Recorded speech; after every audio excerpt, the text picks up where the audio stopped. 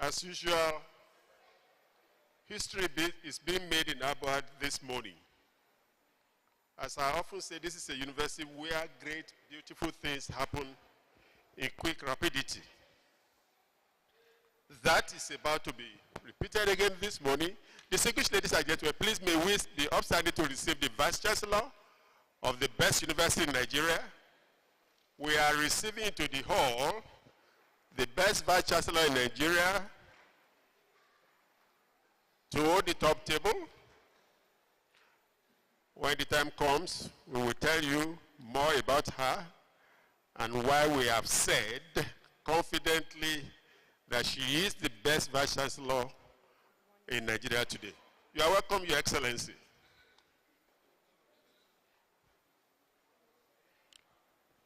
My students, please, why don't you take this? Please move to this section if you don't mind. God bless you.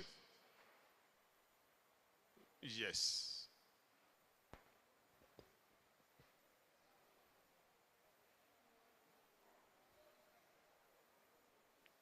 May I invite, with your permission, distinguished ladies and gentlemen, a member of the Board of Trustees of this university and our Director of Nursing Services, Dr. F.T. Olu Kolade, to please make her way to the top table. Let's celebrate our distinguished ladies and gentlemen.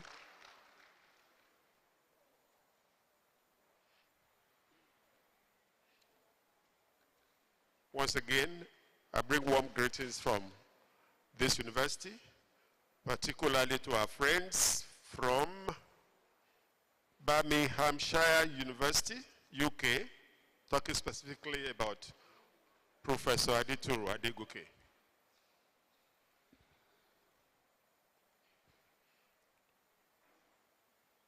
This is a leadership training program for women in higher education. You will agree with me that these are the days of collaborations, not competition. We can achieve more, and indeed a lot more, through and by collaboration, partnership, rather than doing it all alone. And that is the whole essence of this leadership training this morning. Director of Nursing Services in the multi-system hospital, which has been described as the best in sub-Saharan Africa. Ladies and gentlemen, put your hands together for Dr. Kolade.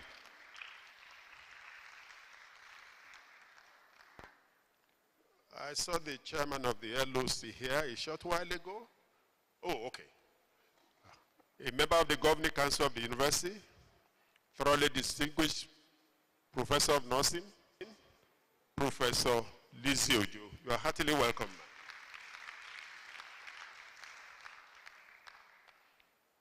Because of the import of what we are doing here today, we have deliberately shopped for the best brains from Federal University or Ado-Ekiti. You are heartily welcome, Prof. We have in the house another egghead, Professor Lawumi Fakunda, our neighbor from Ekiti State University. We appreciate you.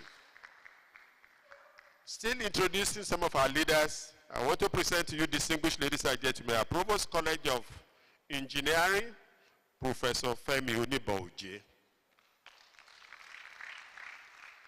His colleague from the College of Sciences, Professor Pius Okiki. A member of the LOC for this conference, our Director of International Collaborations and Linkages, Professor Adeniran Afolalu. All our other leaders from abroad, you are welcome. We appreciate you. We treasure you. God bless you. And our future leaders, leaders of tomorrow, great Ado-Ekiti students, put your hands together for yourself. You are heartily welcome. God bless you. Sooner than later, we will find some of you on this side to be celebrated. You are heartily welcome. Distinguished ladies and gentlemen, may I, with your permission, invite our highly revered Professor Lisbeth Ujo to welcome all of us to this gathering this morning. Shall we celebrate her, please?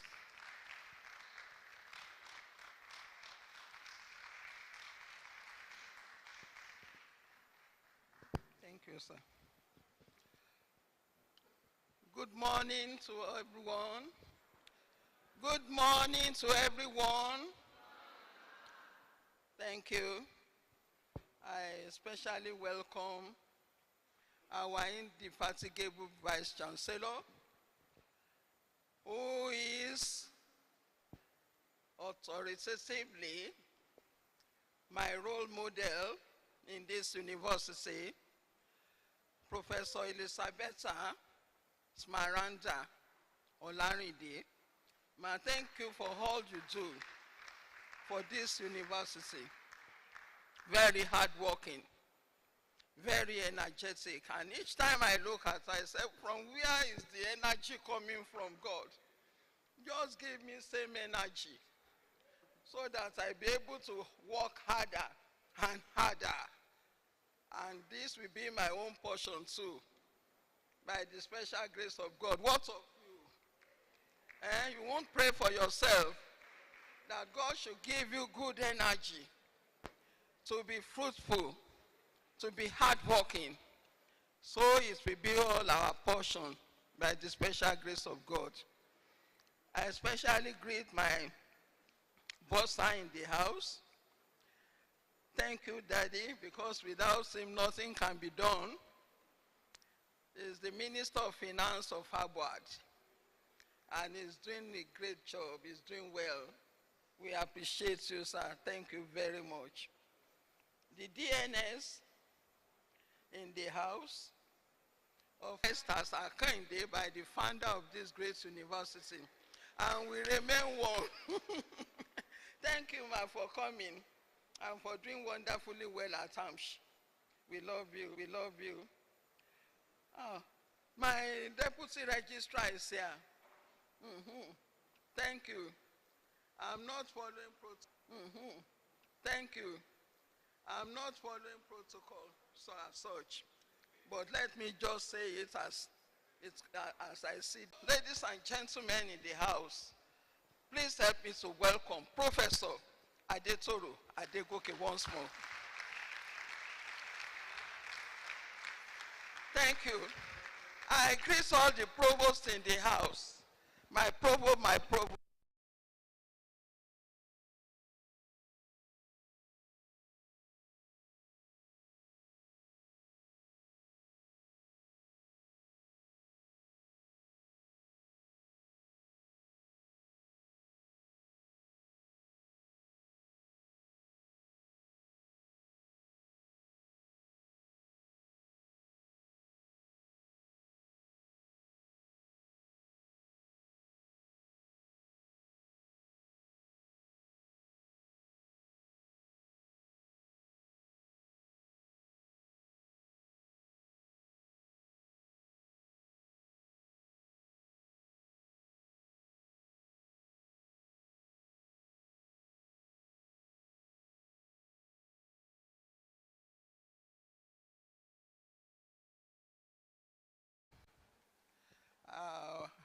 I will not want to say much about him, because if I want to upload,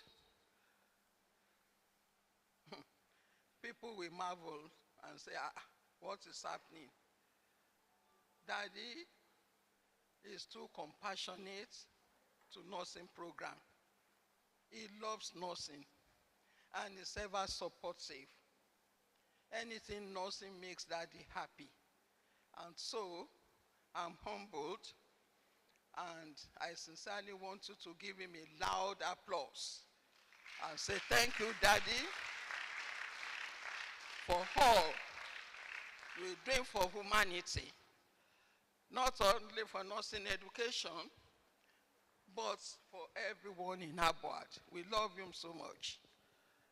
I told him, yes, I said, Daddy, there's no need. Age is on his side, and we don't want to keep on stressing him for this and for that. And I sincerely want to thank Yeye Are Afe Babalola. She will soon be here. She told me that she will be here. And I know she will be here any moment. Yeye too is a wonderful person. The late mother was a nurse. And so the passion of nursing is in her. The immediate sister is a nurse by excellence. And so anything nursing, we relate together. You will think she's a nurse because she knows so much about our procedures. And she will tell me, yes, I used to follow mommy to hospitals. I used to do this. I say, oh, you're so knowledgeable about nursing. She's ever faithful, ever kind, ever loving. So I want you to give her a round of applause in absentia before she comes. To all our doctors in the house, especially our alumni that graduated here, 6 of them are parts of this research, and they have done beautifully well. I want to acknowledge all of you. They are sitting in the front. Please stand up for recognition and give them a loud applause. You know, you nurses, you should look and have your face to be, look at them. They graduated from our department. So your own turn is coming. Our mother is here. Stand up, everybody, to welcome her.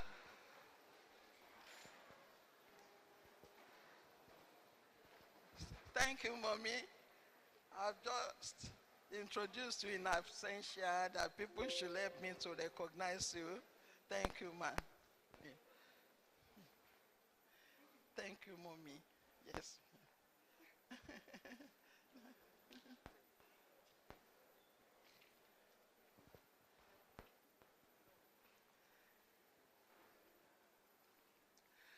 You know what?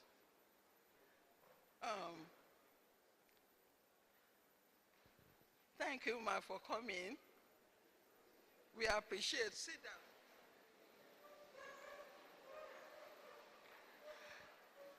down.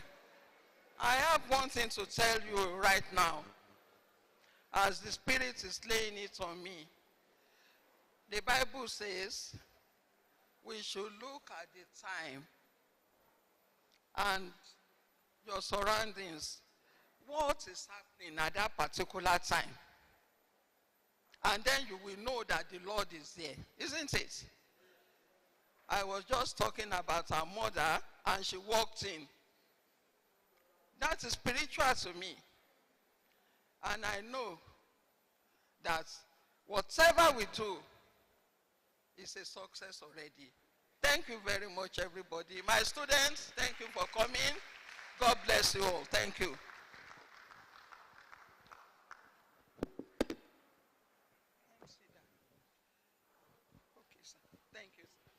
Thank you so very much, Dean of Nursing, a member of the Governing Council of the University, Professor Lizzie Ojo. While Professor Lizzie Ojo was giving her welcome remarks, our mother in this community came in. I'm talking about the Chief Executive Officer of Ado Ventures, the other half, technical team please, the other half of the founder of this university. Someone once called her mother in Israel, but I think that is wrong. She is mother in Abuad. Ladies and gentlemen, I present to you our mother in this community. You are welcome, ma'am.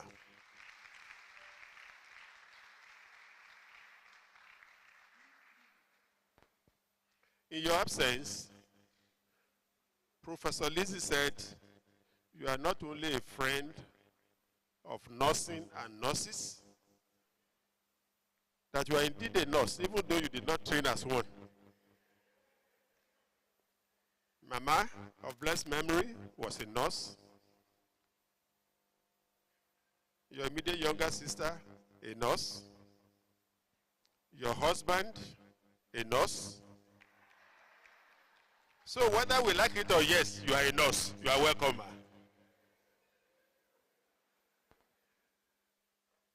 Ladies and gentlemen, I don't like the way I'm standing. Gentlemen, this is not enough.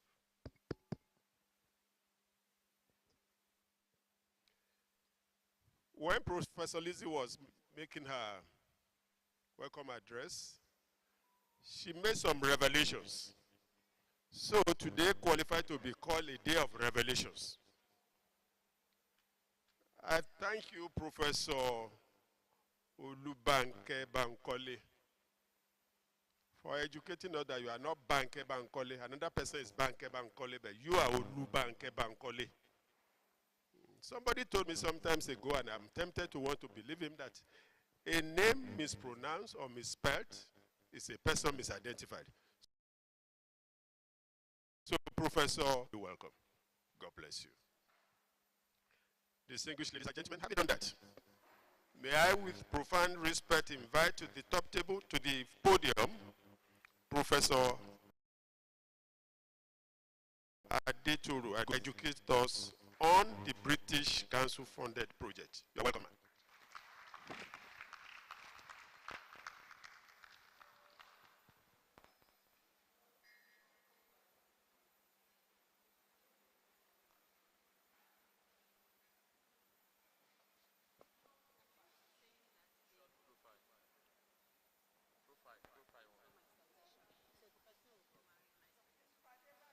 Okay. May I invite my colleague to please give us an abridged citation of Professor Ado-Ekiti. Thank you very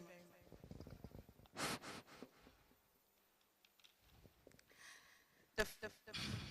The founder, the chancellor of this great university, Are Babalola, the CEO, Abad Ventures, our mother, Yeye Are Babalola, the Vice Chancellor, Professor Smaranda Olarinde, all the principal officers here present, ladies and gentlemen, may I humbly request that Professor Ado-Ekiti Adeyemi Adegoke be upstanding for her recitation.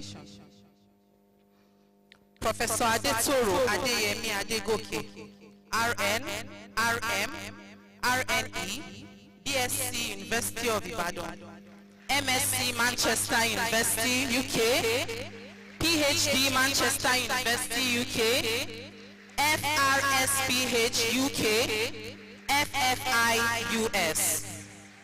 Thank you very much. Professor Ado-Ekiti works at Buckinghamshire New University as Professor in Health Inequalities and Associate in Research and Knowledge Exchange for the College of Health and Society. She is the founder and director of Buckinghamshire Center for Excellence in Health Inequalities, a center that focuses on reducing health inequalities in UK and globally through research, advocacy, training and consultancy.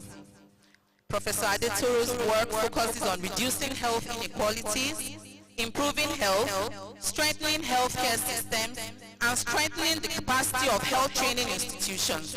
She has over 30 years experience in healthcare delivery, higher education teaching and learning, and leadership, including over 16 years consulting and/or full-time work experience in international development and leading multi-country research in fragile or post-conflict states, with special focus on health and well-being, equitable health, quality education, gender equality, and women and girls empowerment.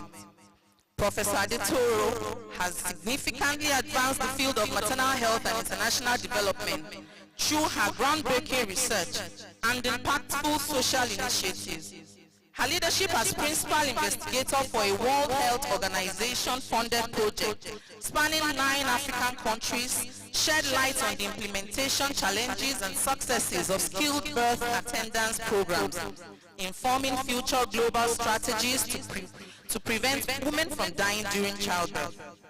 Additionally, Professor Adetoro's pivotal role in feasibility studies, such as applying the new World Health Organization maternal death classification system in African countries like Nigeria, has deepened the understanding of maternal mortality patterns and improved reporting mechanisms.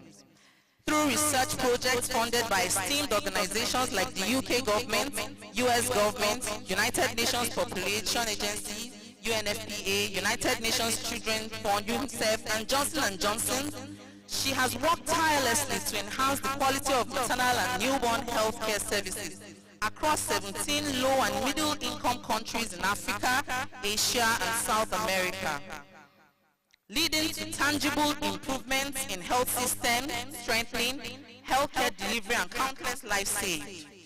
She was the project coordinator of the highly acclaimed WHO Strengthening Quality Interprofessional Midwifery Education Project in 6 countries, and the technical director for the international successful UK FCDO-funded Women for Health program, which focused on increasing the number and improving the quality of female health workers for the 6 northern Nigerian states of Borno, Jigawa, Kano, Katsina, Yobe, and Zamfara. An editorial board member for the Austin Journal of Tropical Medicine and Hygiene and the International Journal of Nursing Education and Practice. Dr. is a reviewer for numerous other journals, having chaired 7 boards and sat on a variety of many other boards. She is the chair for research ethics,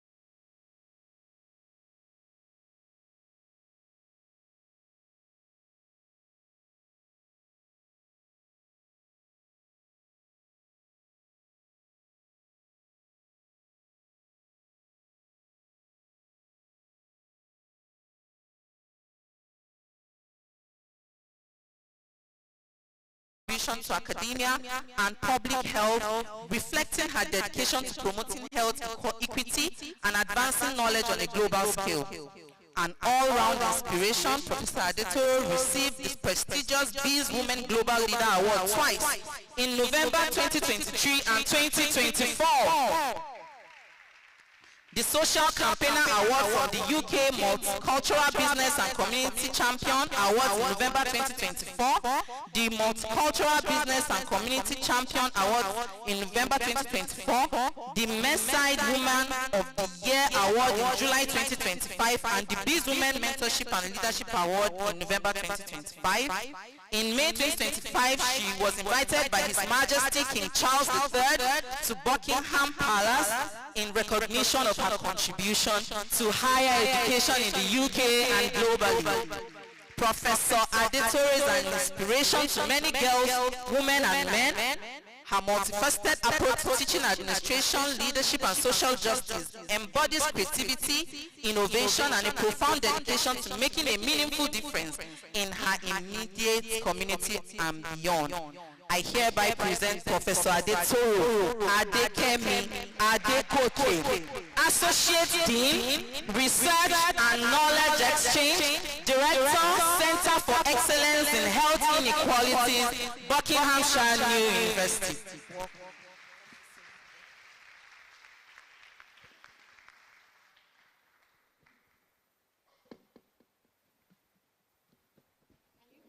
project my screen. Thank you so much for that citation. I'm really very humbled. Thank you. The founder and chancellor of Babalola University, Ado-Ekiti, Abuad, our father, our mentor, Are Afe Babalola, SAN, CON, OFR. Our mother, Yeye Are Modupe Babalola, the CEO of Abuad Ventures. The Vice Chancellor of Abuad University, Professor Elizabetha Smaranda Olaride. The bossa of this great university, Pastor Modupe Babalola.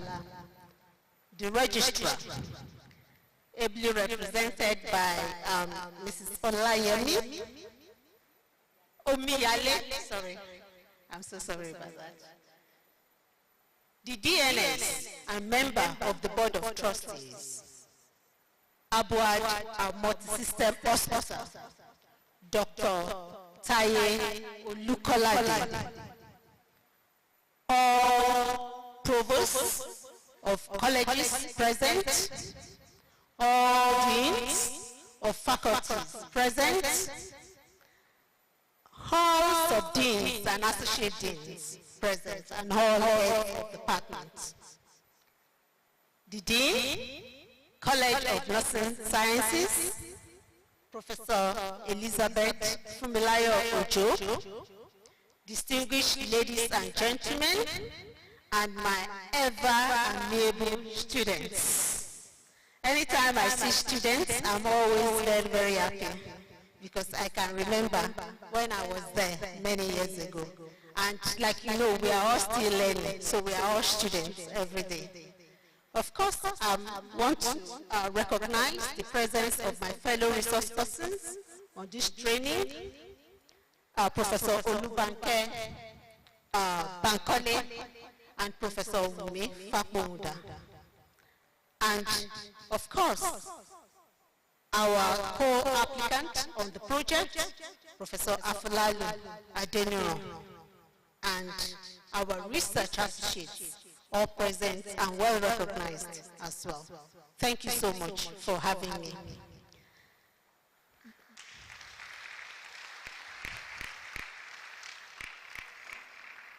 This afternoon, I'll be talking very briefly about our research project called Diversity in Higher Education Leadership, Women for Higher Education Leadership in Nigeria and the UK.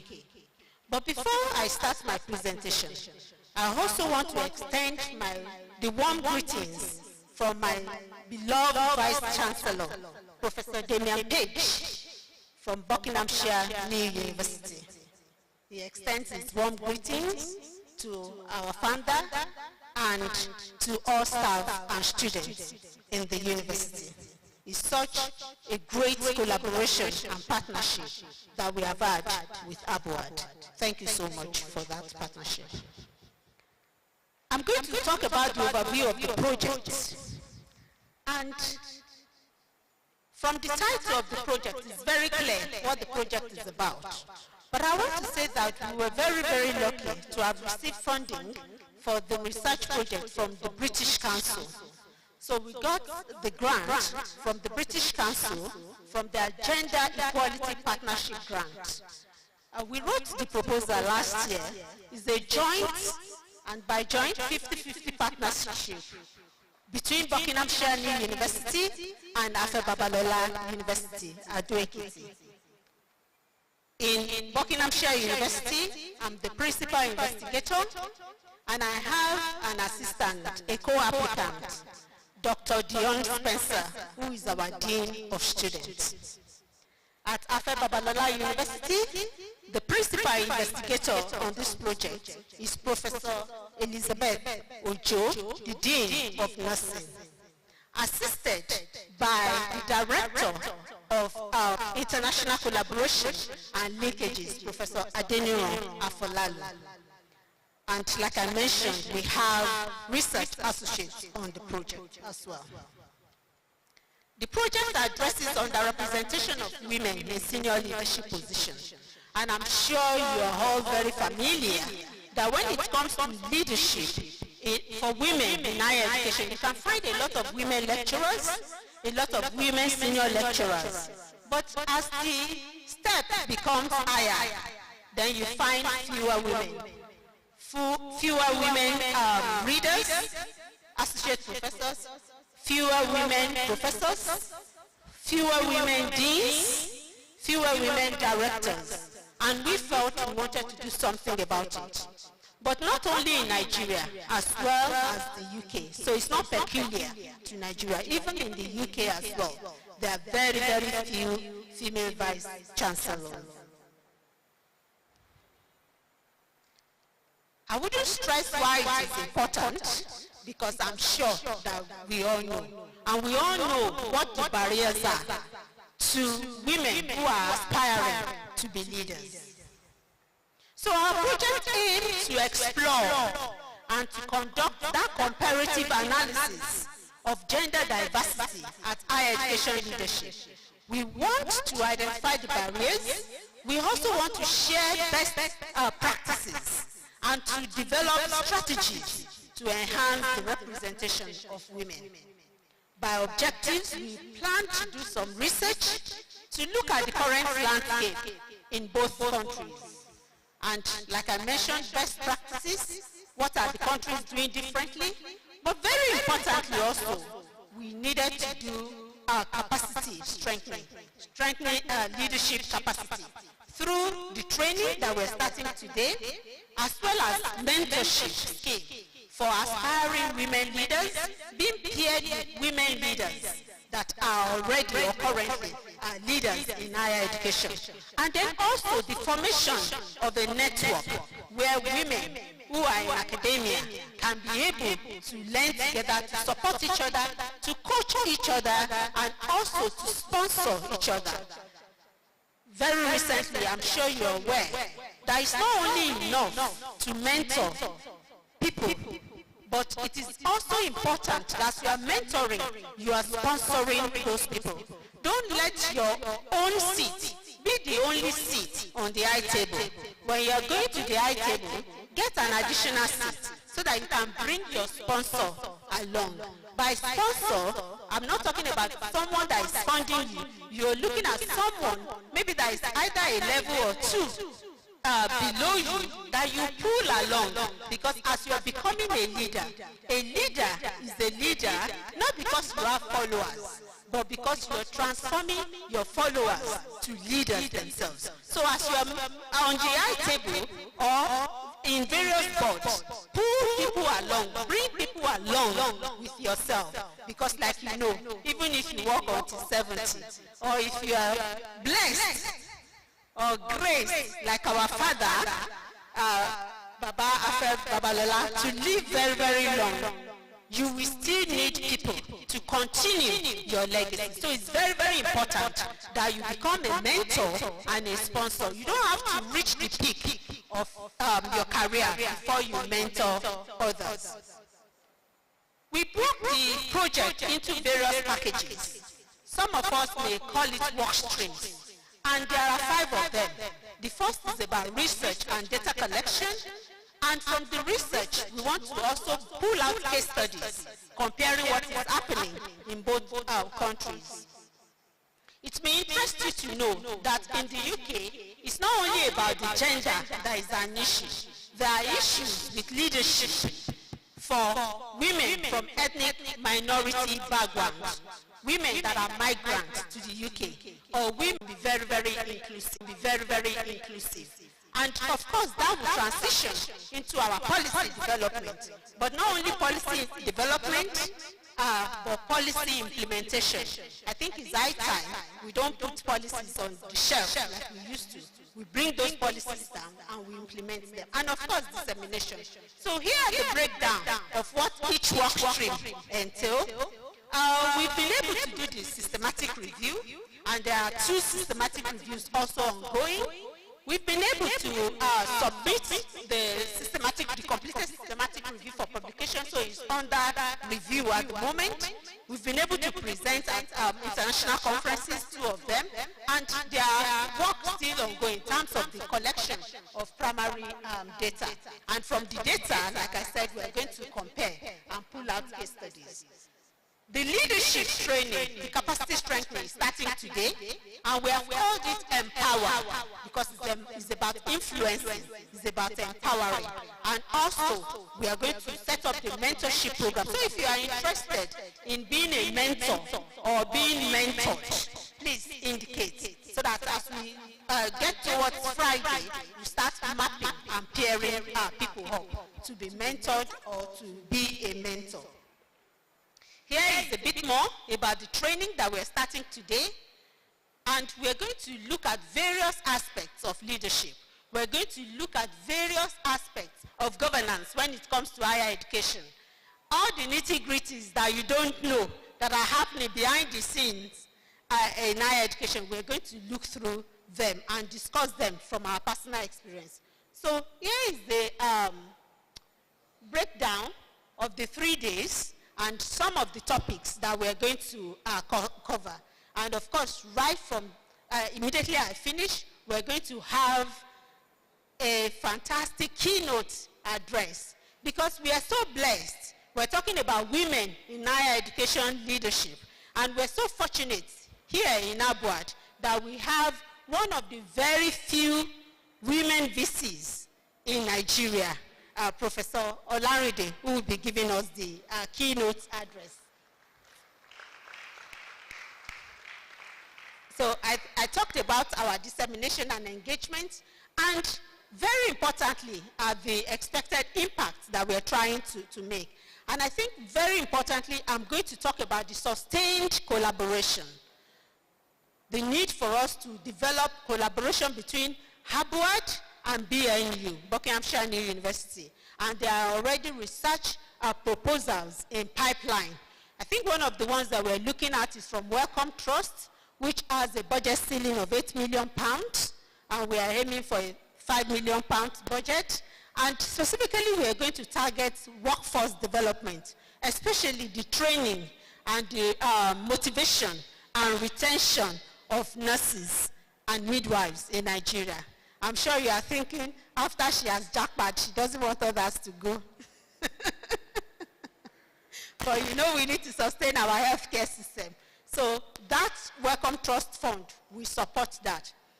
It was a privilege to meet Dr. Taye Olukolade yesterday, and to see all the things going on, the fantastic things going on within Babalola Multi-System Hospital. And almost immediately I started talking about student and faculty exchanges between Abuad and BNU, bringing our students here to learn, and of course we'll be privileged to have you at Buckinghamshire. You will love Iwicom. It's a rural UK village, so if you like peaceful life, you will enjoy there. So those are some of the things that we're looking at in terms of long-term research and knowledge exchange between Abuad and BNU. The one I talked about, we've already gotten the support of the Nursing and Midwifery Council, as well as the Federal Ministry of Health, the Directorate of Nursing. So if we're able to implement that, I think one of the very fantastic things that will happen is that we're going to create research hubs in the whole of Nigeria. And based on the geopolitical zones of Nigeria, we're going to have 6 of them. So Abuad will be the research hub for the Southwest, apart from being the lead partner in Nigeria. So let us continue with the program that we have set out for this project. And I'm sure the team, myself, Dr. Dion Spencer, Professor Elizabeth Ojo, Professor Afolalu, our very, very able research associates, we are all on the ball, and we're going to make you proud. And with that, I want to say a very, very big thank you. Thank you for your patience. Thank you.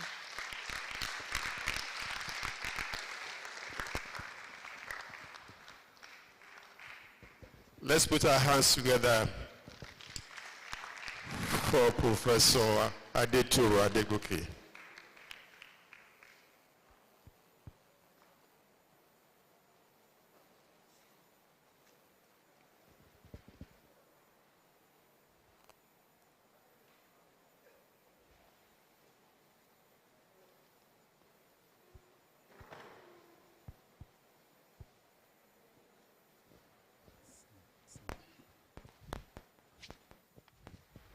Distinguished ladies and gentlemen, Professor Ado-Ekiti has set the tone and tenor of this international leadership training. And having done that, distinguished ladies and gentlemen, may I, with your permission, invite to the podium our Vice Chancellor, Professor Smaranda Olanide, for her keynote address.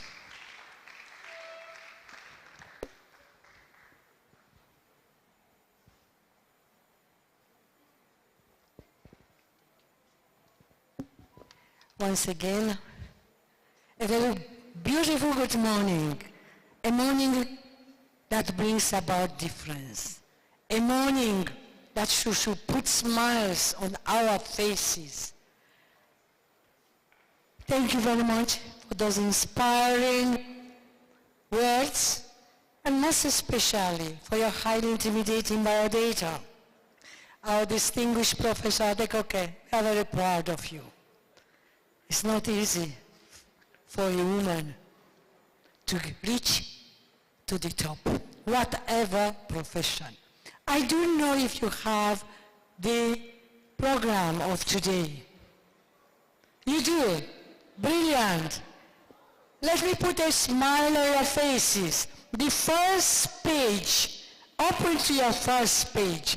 There is no way, this is my protocol, a protocol with a difference. The first page is our beloved father, grandfather, the founder and the chancellor of this institution, Areafe, Babalola, Wefalsio, SAN, etc., etc.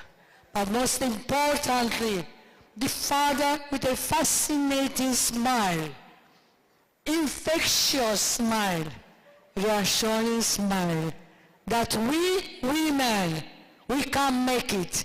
That is the beginning of our program.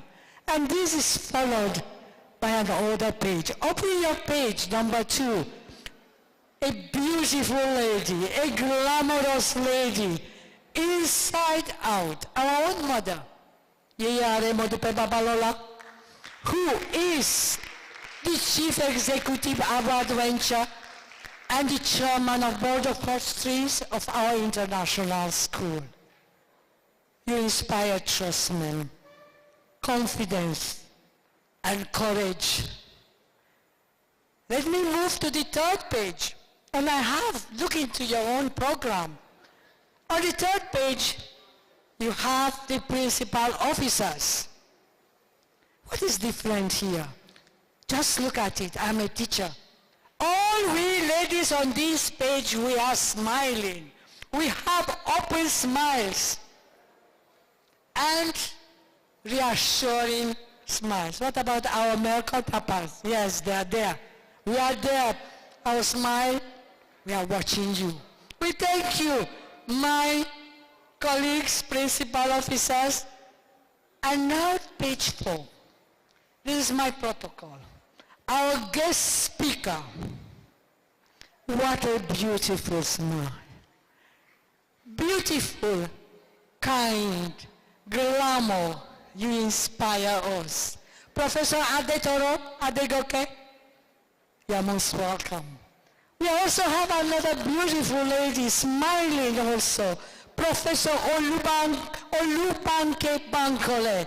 Dear Professor, you are most welcome. My protocol continues. Another smiling professor, Olawumi Fapohunda. Thank you for being here. We have my very good friend and sister, beloved Professor Elizabeth Fumilayo Ojo. You are smiling, but you are warning us, be careful. The only face that is not smiling is my director of international, of collaborations and linkages. Learn to smile. That's my message. And on this note, I'm very, very happy to be here. And I am humbled and thoroughly delighted by the honor to addressing this gathering of extraordinary women and leaders in the making. First, permit me to express profound gratitude to the founder and chancellor of Babalola University, the first university in Nigeria, number 84 university in the world, and number 3rd on the continent, as per ranking of the Times Higher Education Impacts Ranking 2025. Our founder, the Are Afe Emmanuel Babalola, the Baum of Yoruba land, is my mentor, enabler, and an exceptional visionary who taught me that excellence is not a destination. It is a habit of the spirit and action.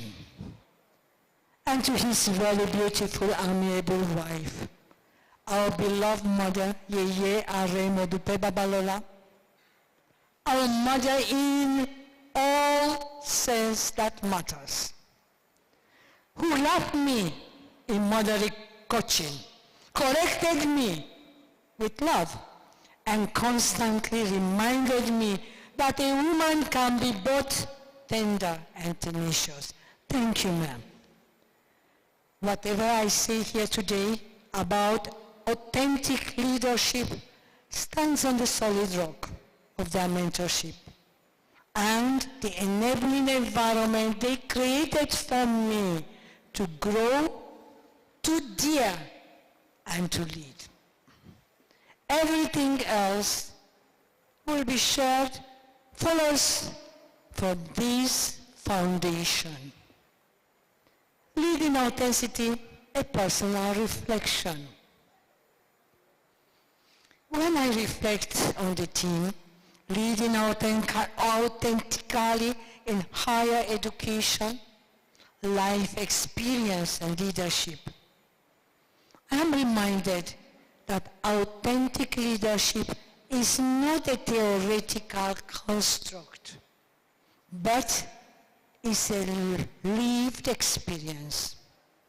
My own leadership journey has been shaped by resilience, service, consistent values, and a firm belief that change begins with courage and faith in Almighty God.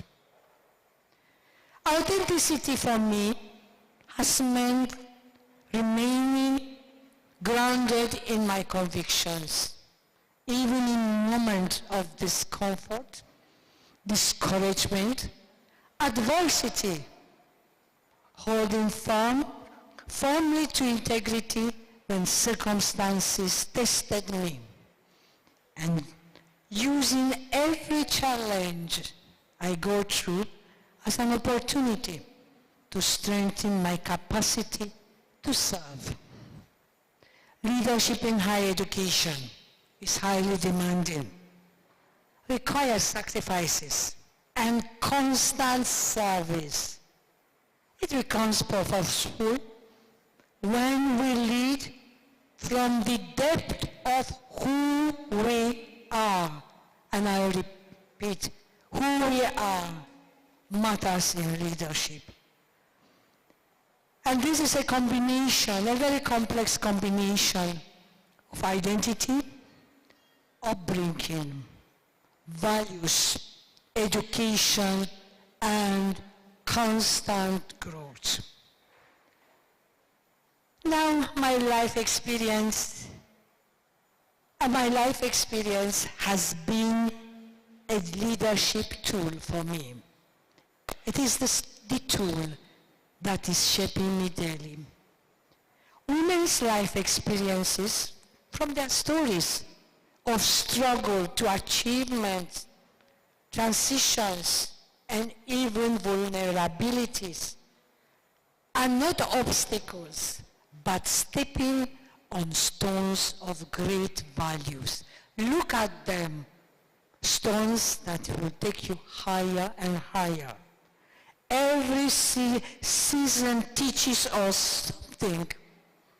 The importance of empathy, the power of perseverance, the need for self-awareness, and the wisdom to make very difficult decisions. In my journey as a Vice Chancellor, I have learned that leadership is most effective when it is human. The world is human. Lead with a human face. When we lead with empathy, we build trust. When we lead with clarity, we inspire confidence. When we lead with humility, we create room for collaborations and growth. And when we lead with conviction, we strengthen institutional culture and motivate others who are looking up to us. Let me now very briefly look into women in higher education. And here, this is a call to authenticity for all of us in higher education. Higher education today demands for leaders who are visionary, yet compassionate, strategic,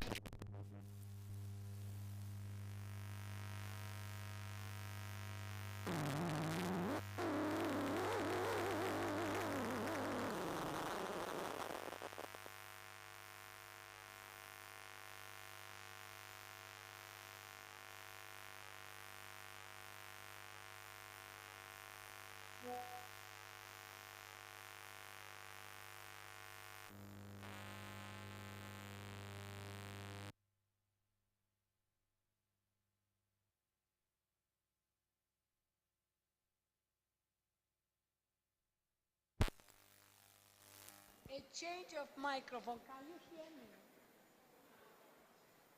Unfortunately, may I have the microphone?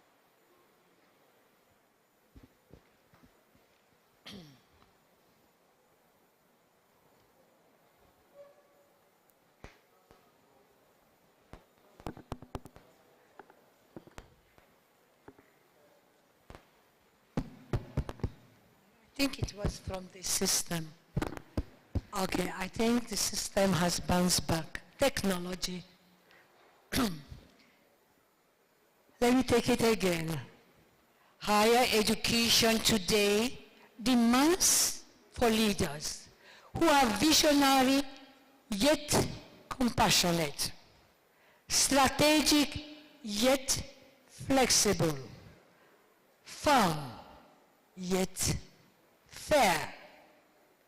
We women possess these dual strengths, often naturally. However, we must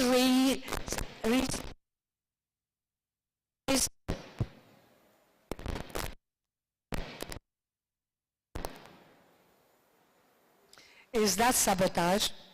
If there would have been a woman there, these wouldn't have happened. Where are my women's technologists? Gentlemen, that you have populated that corner of this room, please cooperate with me. Thank you. On this note, I want to say loud that we women, we must rise above self-doubt, intimidations, social expectations, systematic biases, and the subtle pressure to fit in. You fit in. You don't have to be reassured that you fit in. You fit in and go with confidence. Authentic leadership means realizing ourselves, to take up space confidently and unapologetically. Our guest speaker has said it all. Thank you, Professor Ado-Ekiti. Please, leading from your core values, not from expectations.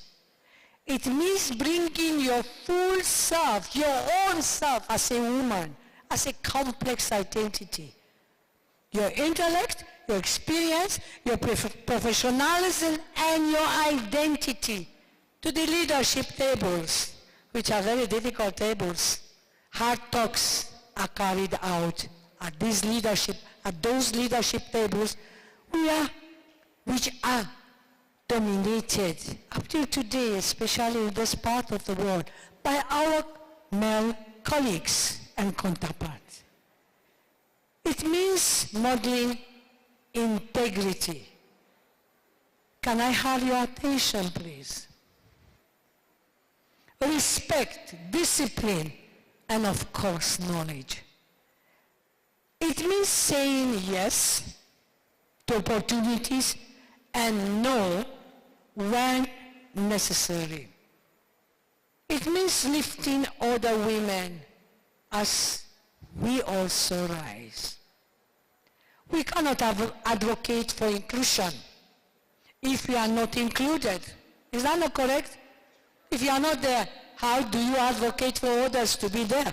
You must be strongly rooted there. And we cannot advocate for equity if your voices remain silent. Raise up your voice. To raise up your voice, you must first and foremost cultivate your confidence, knowledge, and integrity at all times. Leading in a changing higher education landscape. Very briefly, we are operating in a rapidly evolving academic environment. Globalization, digitalization, interdisciplinary learning, diversity expectations, sustainability in a depressed economy, and new models of governance are reshaping our institutions too. Navigating this complexity demands leaders who are adaptable, empathetic, and very courageous. Individuals who understand that institutions thrive when they are people, their followers thrive. As women, we bring a leadership style that prioritizes system thinking, national and international engagements, student-centeredness, and of course, innovation. These are not just soft skills. They are strategic necessities for the 21st century higher education and its leaders, we, the women. Let me now very briefly dwell into the power of purpose and mentorship. Authenticity is threatened by purpose. You must know where you are there as a leader. Your purpose must be very firm and clear. When your leadership is driven by purpose rather than position and authority, you inspire others in sustainable change. Let you be an inspiration at all times.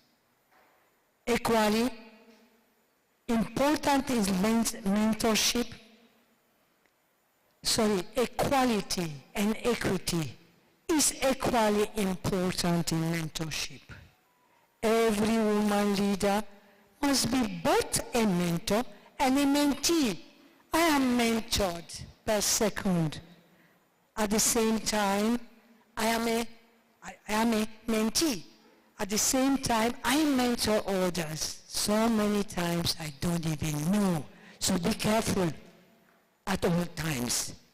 Every woman leader must be, we learn relearn and unlearn, and again ready to relearn through our interactions with others. Let us commit to building mentorship networks that nurture engaging female leaders, open doors, and create pathways for growth. We must not pull up the ladder after we have ascended. Rather, we must hold it steady and firm for others to climb in a much easier way that we did. And at this point, permit me to share with you a personal recent experience that's changed my life as a mentor.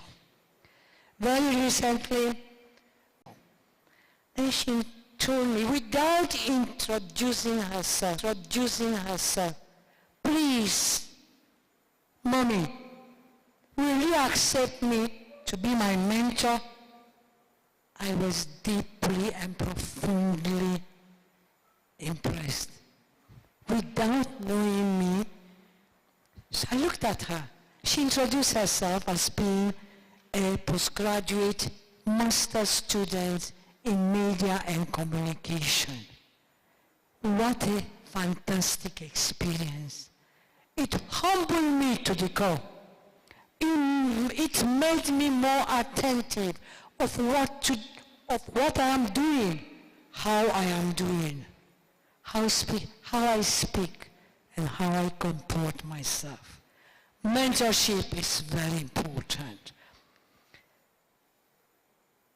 Let me continue with a charge to all of us women in higher education. Today, I stand before you not only as the pioneer, former Deputy Vice Chancellor Administration of this great institution, but also as a female Vice Chancellor. I'm also a woman whose path was shaped by many challenges. You don't see the path I passed through. You just see the present, but that is not all. These challenges have been overcome with determination, grace, conviction, and most importantly, unshakable faith in Almighty God that I can make it. My charge to you is very simple but profound. Lead with your value. Lead with your own story. Lead with courage. Lead with authenticity. Lead in ways that transform not only your institutions, but those whom you are leading. Lead with faith in God and have hope in your destiny. This is my challenge to all of us in higher education. In conclusion, as we begin this workshop, I encourage you to open your mind. Share your stories. Embrace engagement. Allow yourselves to grow and be open to constructive criticism. Don't allow criticism which is not constructive to pull you down, but listen to constructive criticism and be able to make the difference between the two of them. Let us continue to push boundaries, challenge biases, build universities and faculties where women do not just participate, but lead, influence, and transform. Authentic leadership is not about becoming someone else. No. It is more about becoming the best version of yourself, the best version of ourselves. And when women lead authentically the entire higher education ecosystem becomes stronger and more enduring. On this note, thank you most sincerely for your attention, and I wish you a very successful, engaging, inspiring, and memorable workshop. May God Almighty bless us all. Thank you.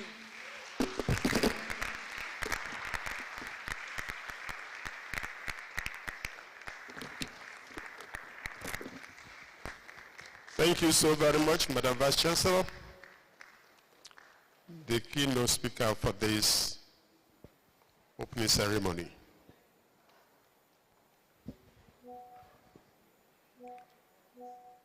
We have listened to the LOC chair, Professor Lizzie Ojo. We have equally listened to Professor Ado-Ekiti.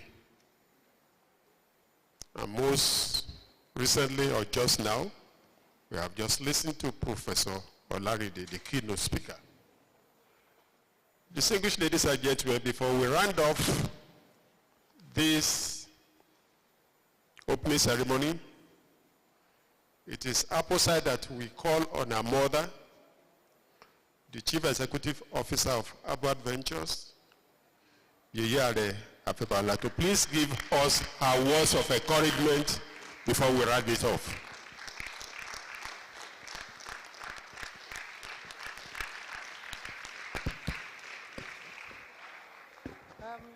Once again, I wish us a very good day. Please have your seats. Thank you. The president and the founder of this great university, Ariafe Babalola, the vice chancellor, the registrar represented by Mr. Miyale, the bossa,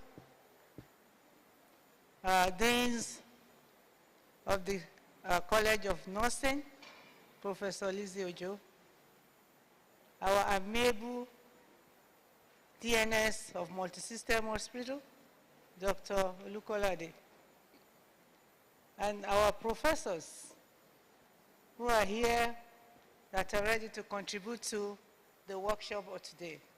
And most especially, I welcome Professor Toro. I've been hearing about Professor Toro from Professor Ojo since all these years. I was so delighted when I met you 2 days ago. And I know surely what he has been telling me about you is all the truth and nothing but the truth. God bless you. Well, once again, I want to thank each and every one of us coming to participate in this workshop. I pray that each and every one of us will make the maximum opportunity to learn one thing or the other from it. And I pray that the Lord God Almighty brought you here, will keep you and guide you through. In Jesus' name. Well, once again, greetings from Are. I know if I have reminded him to be here today, he will come. But it is not, it is not so okay, because he's been working tirelessly nowadays, and I don't want to trouble him any longer. And that's why you have found me here this morning. God bless you and thank you.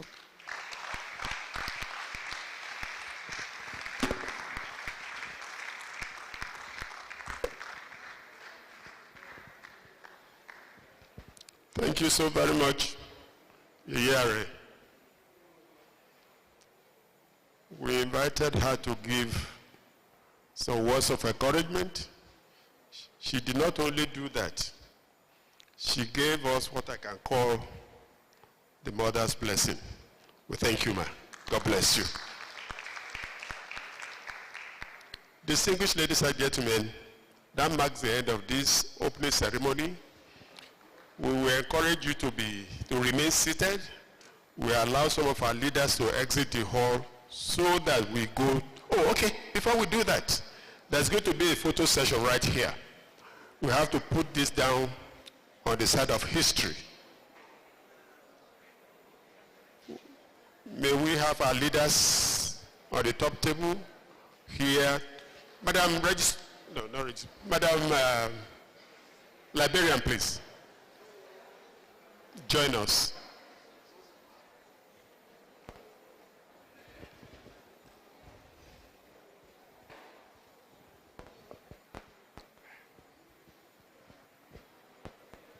Please, we are encouraged to remain seated after our leaders might have exited the hall so that we go into the sessions properly so called.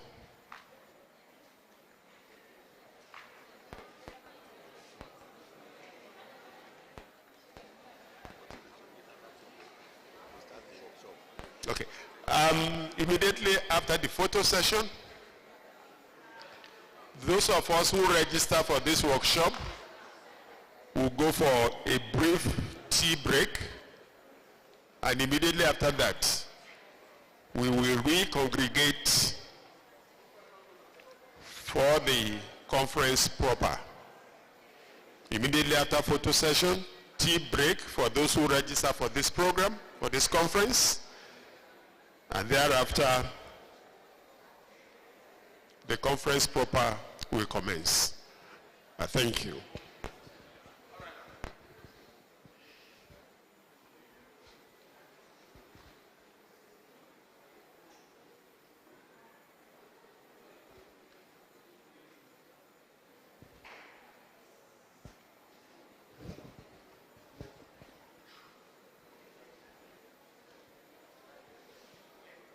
Thank you. Please, let's allow our leaders to exit the hall. Thereafter, those of us who registered will go for tea break very briefly, and then we'll come back for the conference proper. I thank you.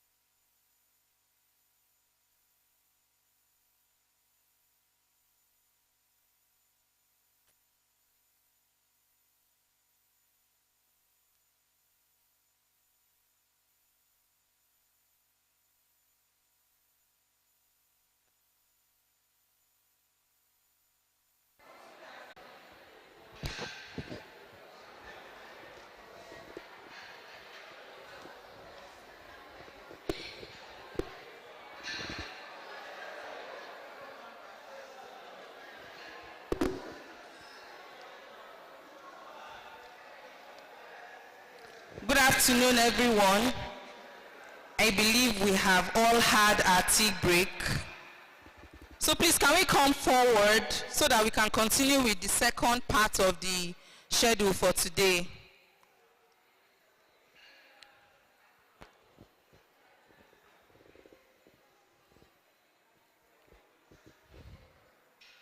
Please, those sitting behind, can you come forward so that we can continue? Thank you very much.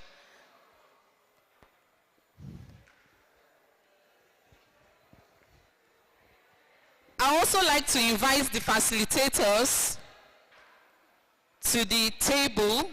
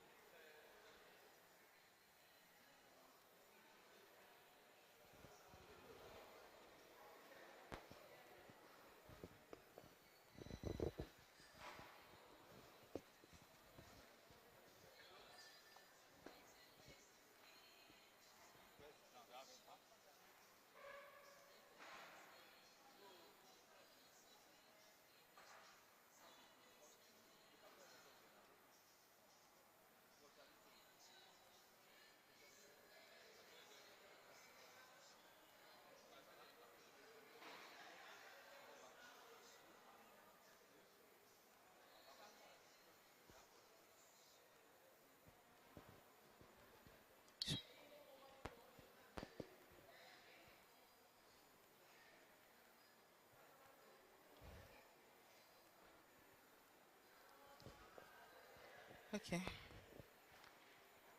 I'd like to invite Professor Adetoro. Okay. She's on her way. And then Professor Faponda.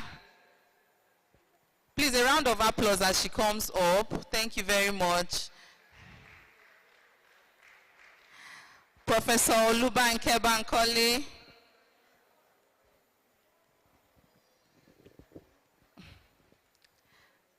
I also like to call on Professor Elizabeth Ojo to occupy the table, ma. And also Professor Adeniro Afolalu. So they will be the facilitators for this session.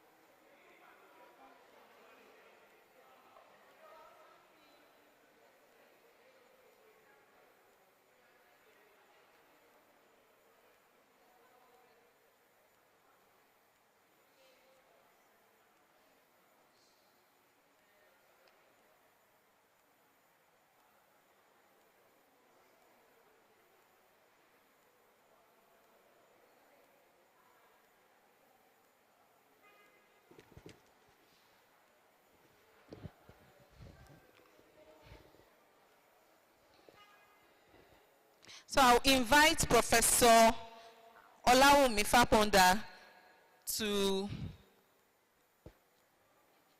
yes ma'am, to take over this session.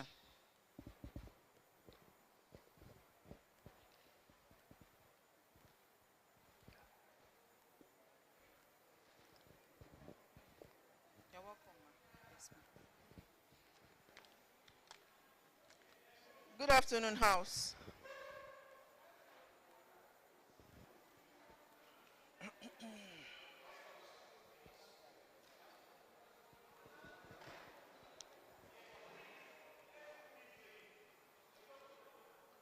While we settle down, let me just quickly appreciate the founder and the chancellor of this great university, in person of Are Afe Babalola, SAN, OFR, CON, LLB, LLD, FFPA, and our Yeye that just left, that has been here for the opening session, Yeye Are Modupe Babalola, FSM, FMIMN, FFPA, and our darling Vice Chancellor, our role model, one of the women leaders in our midst,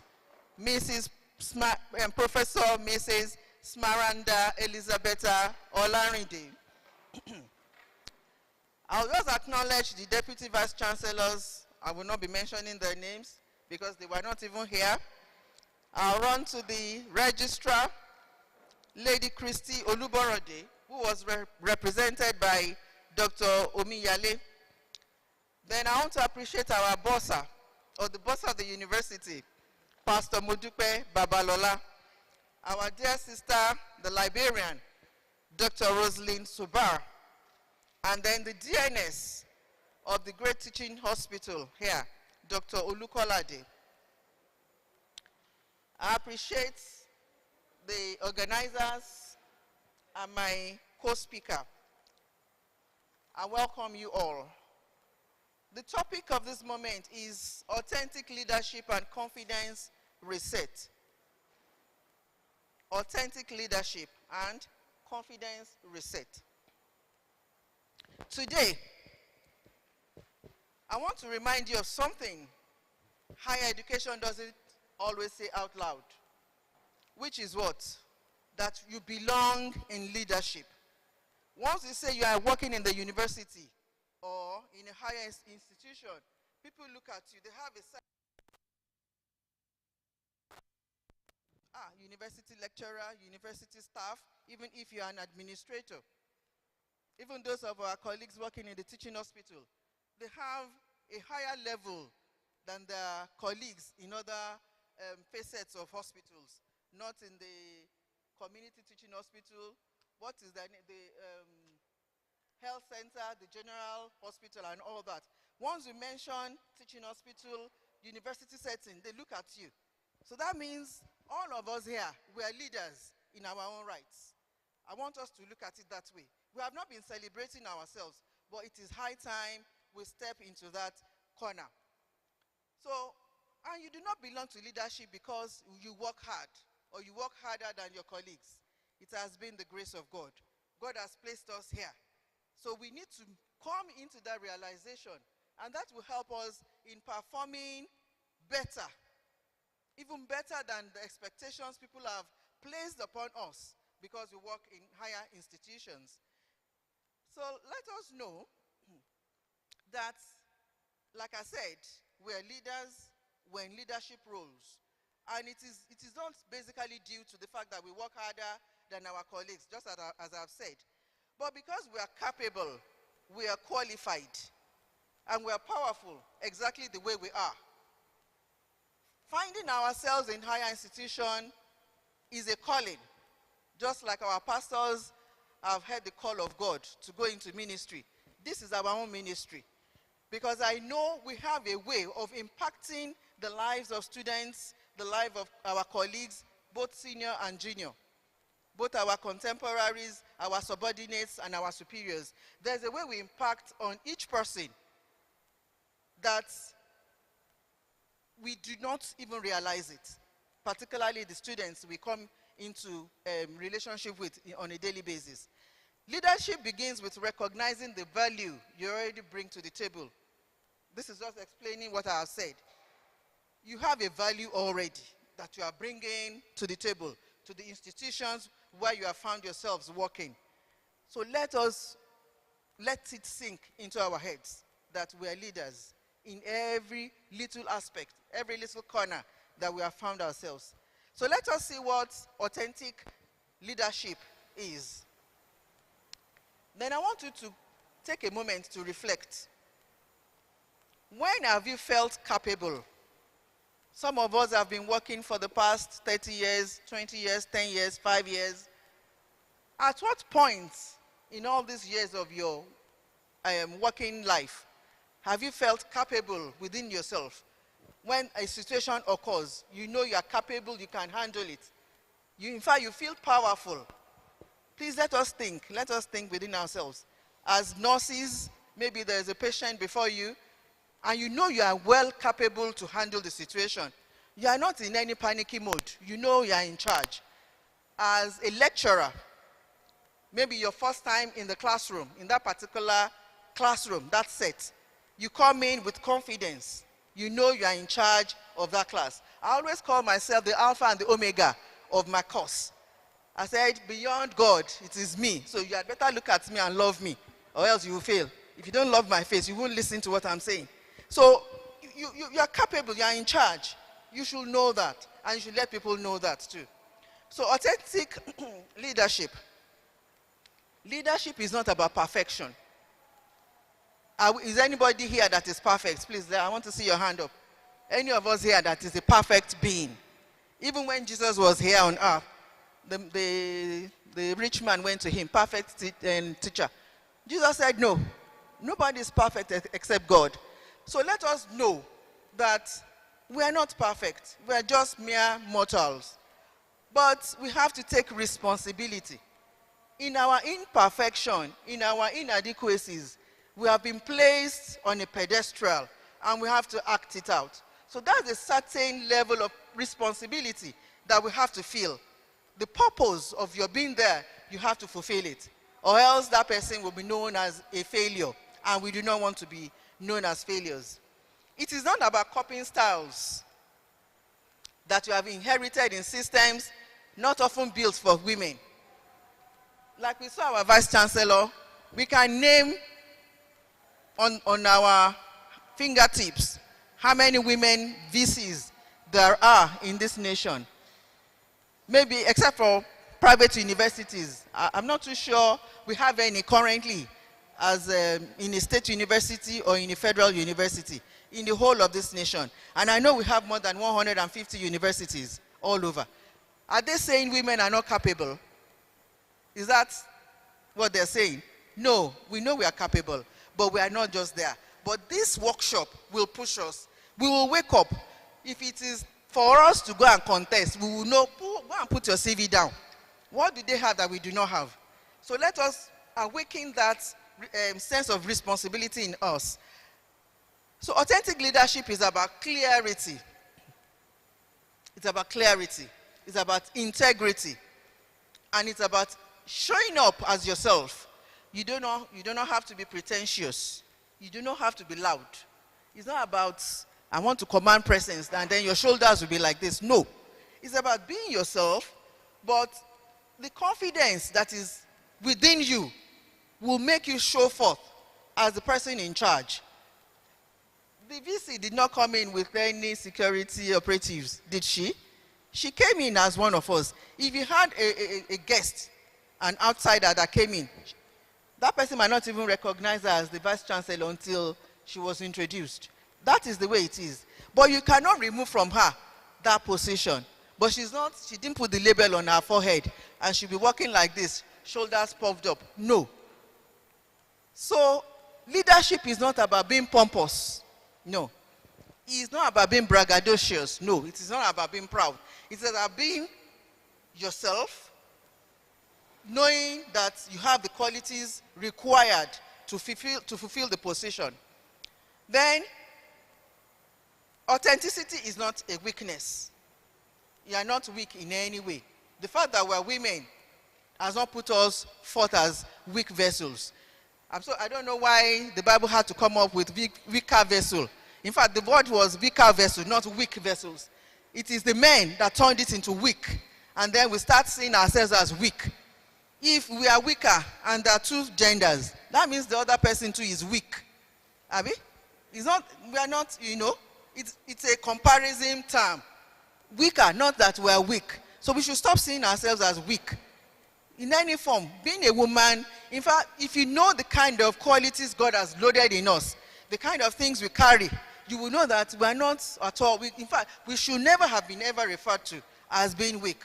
Because the things we carry is far higher than what our menfolk carry. So it is our strategic advantage.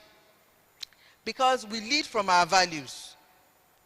We lead from our values and we create trust. Like I said, what I have not mentioned, the value we have is motherhood. Either you are married or you are not married, either you've started having children or not, there's something inherent in us. Mothers. Mothers are leaders in the house. Let me digress a bit. If you enter a particular house or household and you see the children running up and down, happy, the man of the house, happy, everything looking good and gay, know that the woman in the house is happy. If the woman in the house is moody, no child dares run around. Everybody will cow somewhere. Even the man of the house will go and run into the toilet or somewhere. Because the woman in the house is the one that dictates the mood in the house. So do you still call us weak? Do you still call us weak? Even if they call us, we should know that we are not. Because we take charge, we're in control. After God, it is we in the house. And in the workplace, we find ourselves not minding the level. We will not all be VCs at a particular time. For this university, as of today, and for some time to come, it is Professor Smaranda. No two people will sit on that seat together. For today, it is Lady Christie that is the registrar. But we, at our different levels, we are leaders. Starting from the students, you have the class rep. That class rep is a leader. And the other thing we need to know is that being a leader makes you the servant. You know, our Lord said, the one that will be the leader should be ready to serve. And that was when he washed the feet of the disciples and all that.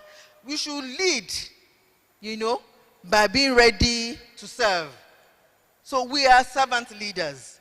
And that is why, at the back of our minds, I want us to put that word, motherhood. It is beyond birthing children. It is taking charge, taking control of all activities, financial, health, spiritual, every facet of life. It is the work of the woman in the home and in the office. So, when you lead from your purpose, you build influence.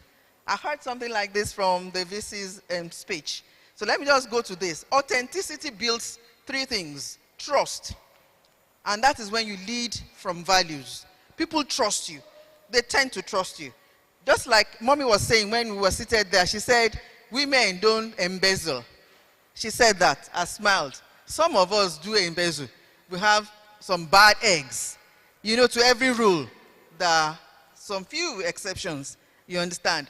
You have some Jezebels and all that. But we will not be looking at those for today and even for the 3 days program. We're looking at the great examples we have that we can, aspire to look at and to try to become in getting better in our daily lives and everything we are into.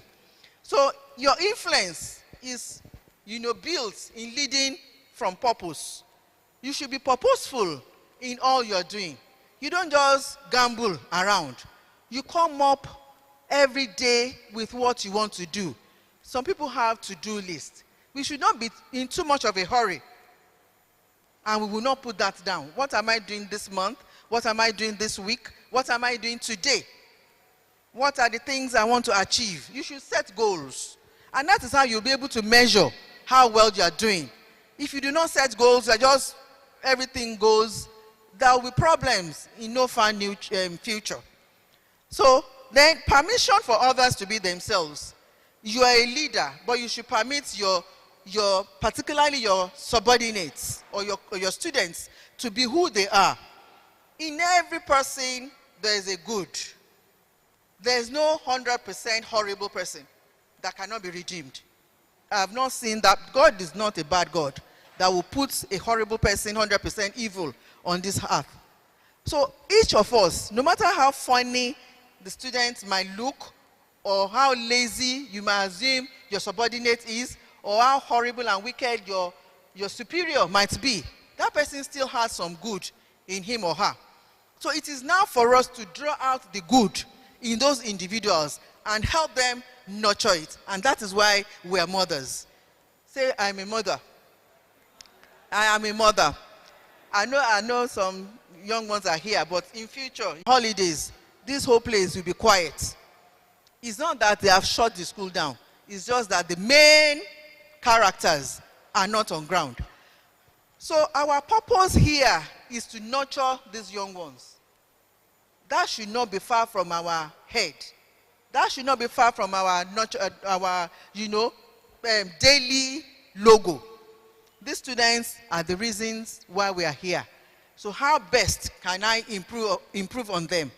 In improving on them, the academic staff too must be good. The non-academic staff must be good. Everybody's hands must be on deck to achieve our common goal, which is to raise leaders of tomorrow, which is to make the students that are here today be, better people. When they go back home, they should be, the parents, the neighbors, anybody seeing them, even in their churches or mosques, they should be able to acknowledge that this person has gone to school. There's this saying that this person went to university, but university has not passed through him or her. How many of us have heard that before? Why do they say that? Because that person has refused to be cultured.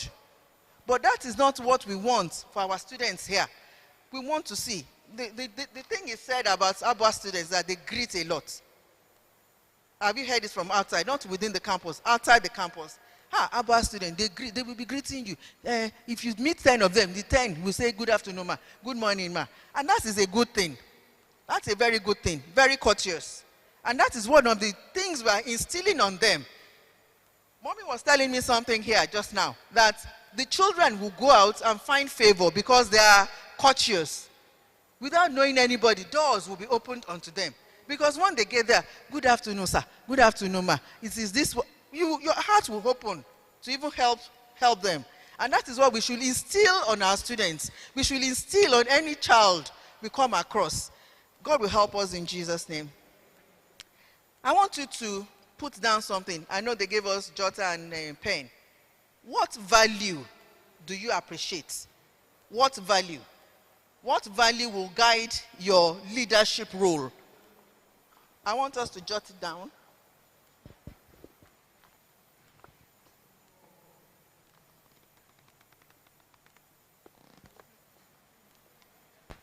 So, like I said, we're all leaders. So, what value is guiding you? Or even if you have not thought it out before, now, what value do you think will lead you to be a good leader or will guide you to be a good leader? Put it down. We'll come to that though. We are in class. It's a workshop, it's not a conference. So, it's going to be interactive. So, this particular value you have put down, how could it lead you to change the way you interact? We're just realizing this now. Or a few of us must have known that you have to have values. You have to have set goals that will align into bringing you into the best of yourself. Not even the better version of yourself. The best version that you can ever be. Those values or that particular value that I've noted down, how will it guide you now? How will it help you in your future endeavors to perform your duty as a leader? Does anybody want to share with us? The value you have jotted down, how is it impacting or how is it going to impact on you going on from after these 3 days workshop? Okay, we'll do the teacher students. Or you want us to do it now or later? Huh? Just jot it down, note it. Your value, how is it going to help you to be a better version of yourself? So let's go to confidence reset. Confidence reset. We all know what confidence is. Like I said, it's not about puffing up. It just reflects your inner authority. It is not external. It is not for somebody to acknowledge that this person is confident. When somebody is pointing at you and saying that person is confident, that one is about becoming negative. Because that means you are pompous. That means you are proud. So if that person wants to be nice to you, he will say, that person is confident. If he wants to say it properly, he will say this person is proud. That is not what we're saying. It's supposed to be within you, your inner power. Knowing that you know. It doesn't have to make you become pompous. But to the administration of that department, to the administration of the faculty or the college, you still have to learn from your subordinates. You still have to learn even from the students. You still have to learn from your superiors and your contemporaries. You heard the VC saying she's still a mentee and that she's a mentor as well. That is the balance women have to find, knowing your place at all times. So, I said, it is knowing your worth. As much as you realize you do not know it all, you still know you are not bereft of knowledge. You have some good things you want to add to the table. You have some good values you are bringing forth. Then, even when others underestimate you, don't look at them. Speak up. Speak up. It might be that your little idea that will bring solution to the issue that is being discussed in the department, in the faculty, in the board of studies, or wherever, in the Senate. But if you choose to keep quiet, that is the seniors that are talking, you are not helping the system. The Yorubas have a saying that the left hand will wash the right hand, and the right hand will wash the left hand. And that is when the hands, the two of them, will be very clean. You can choose to be running the tap and do this and move away. Is the hand clean? You can choose to do this, running under the tap, put soap and do this and go away. No, but you get a better cleansing by rubbing the two hands together, washing and washing properly. And that is what we're saying. Bring your knowledge to the table. Bring your ideas up. If it is not good enough, we'll brush it up, we share it, and we get a better answer. But you have your idea, you have kept quiet. We're trying to resolve an issue. You are not saying anything. You are not helping the system. The head will just have issues. And at the end of the day, you think the blame will be on the head alone. No, it will be on everybody. All of you will share it.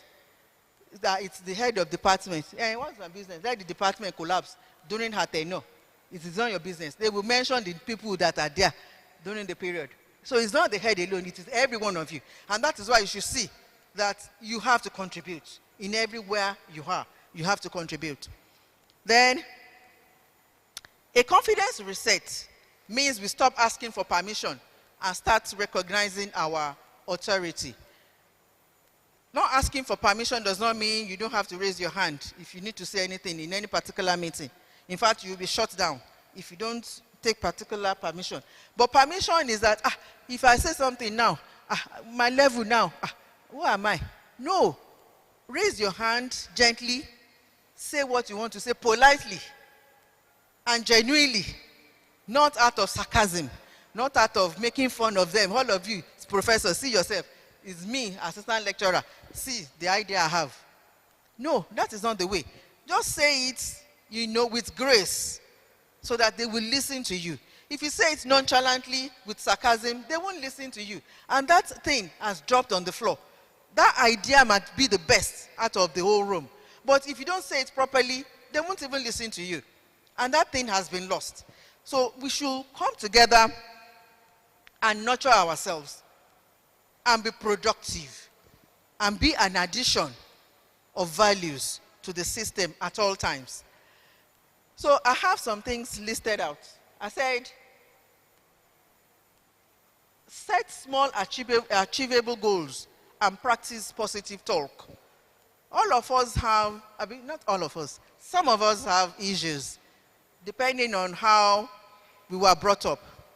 A lot of last-borns have this self-conscious awareness. I can't talk, back home now. Maybe you are the number 10. What will you be saying when number 1 is talking? Last-born. So that sense, that attitude, that fear is what is still with you, even as a leader in your position now, as a DNO, as a professor, as the position you are in now.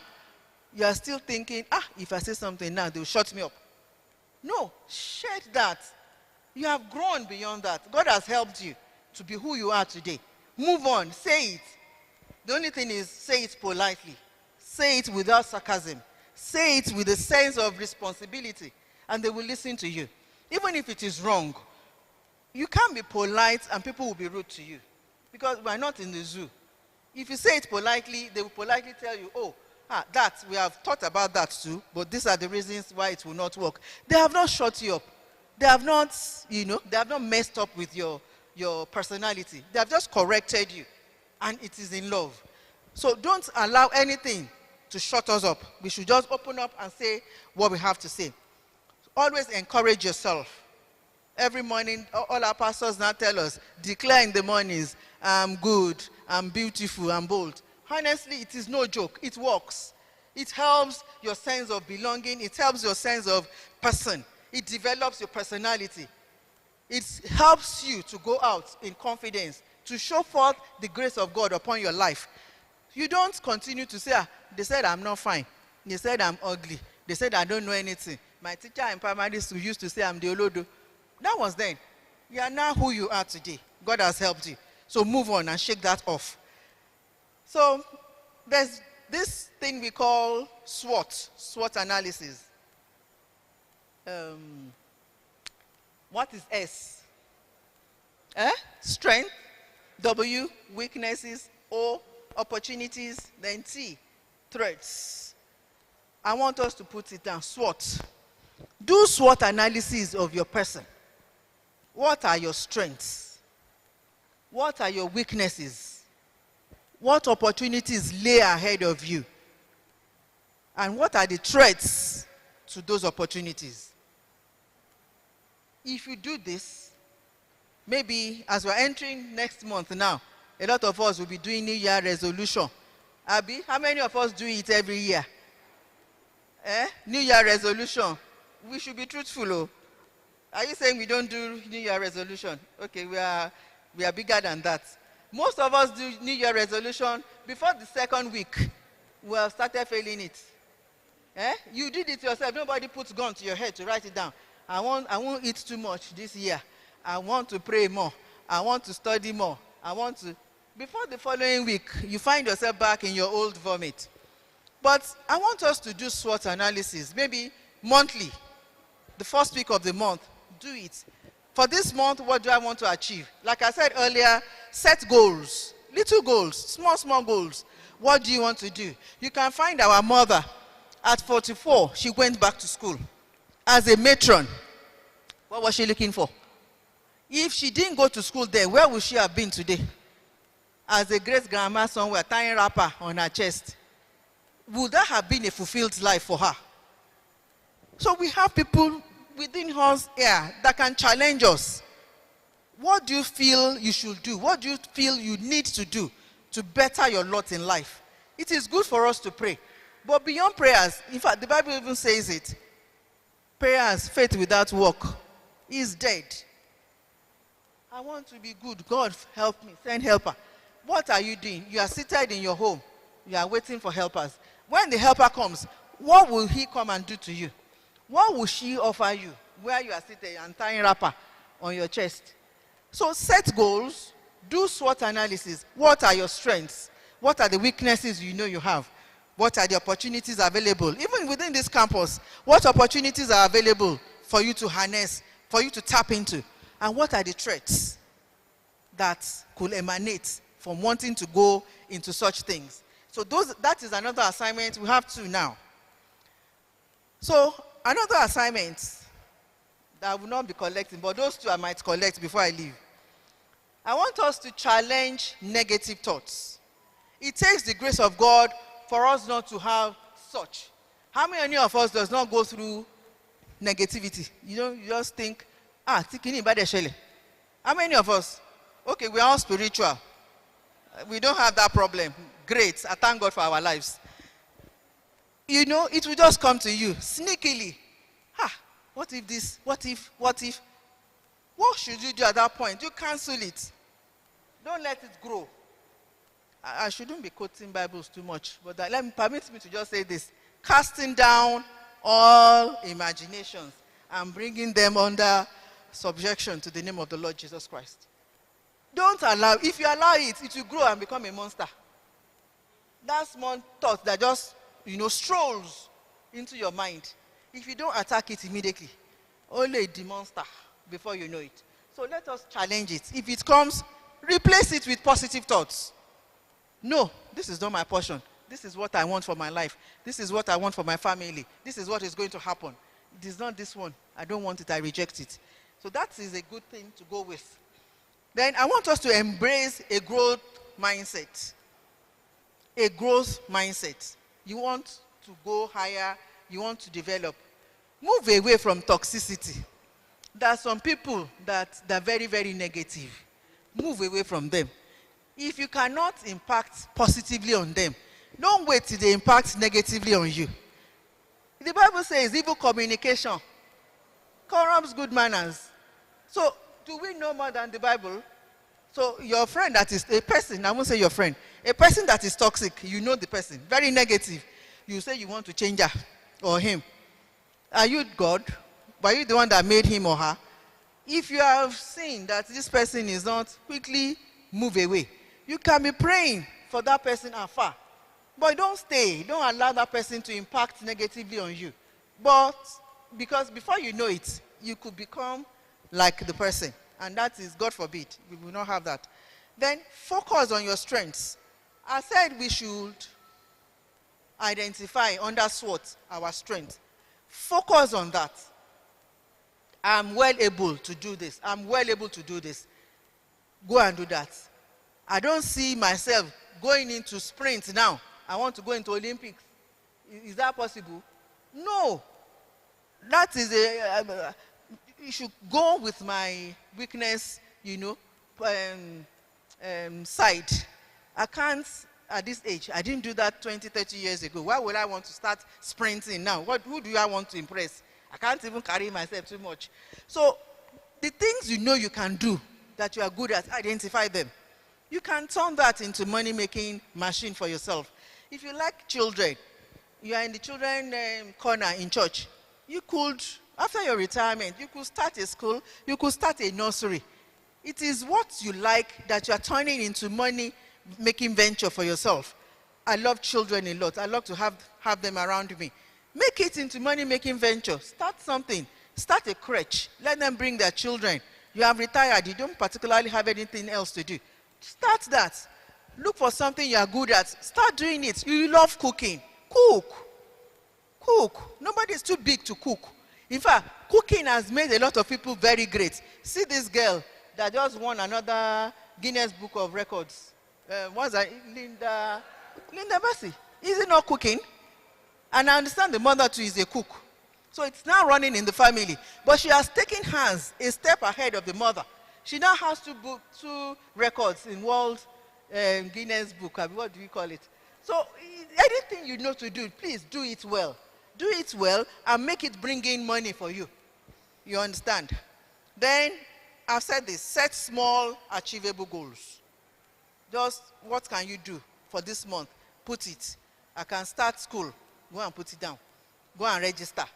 You can't say for this year, for this new year, 2026, you want to go back for your PhD or something, and you finish it. No.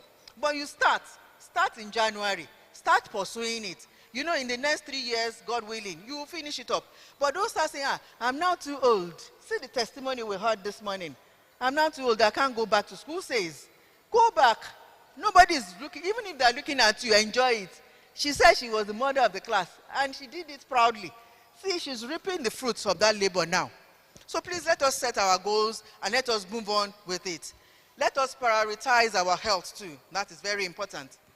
Let us prioritize our health. We can achieve all this when we are healthy. We can achieve all I am saying when we are healthy, not when we are spending all our hard-earned money in hospitals, making one test or the other, running up and down, helter-skelter. We can do this by what? We have our nurses here. I'm sure if you give them the microphone to tell us how to maintain our good health. Look at our mothers, 70 plus, looking hale and hearty. I covet your grace, Mao. I covet your grace.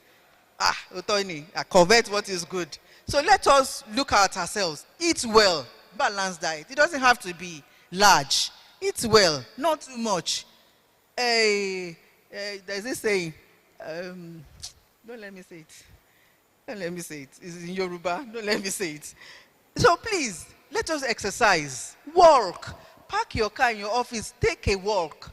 Don't do olowo, you know.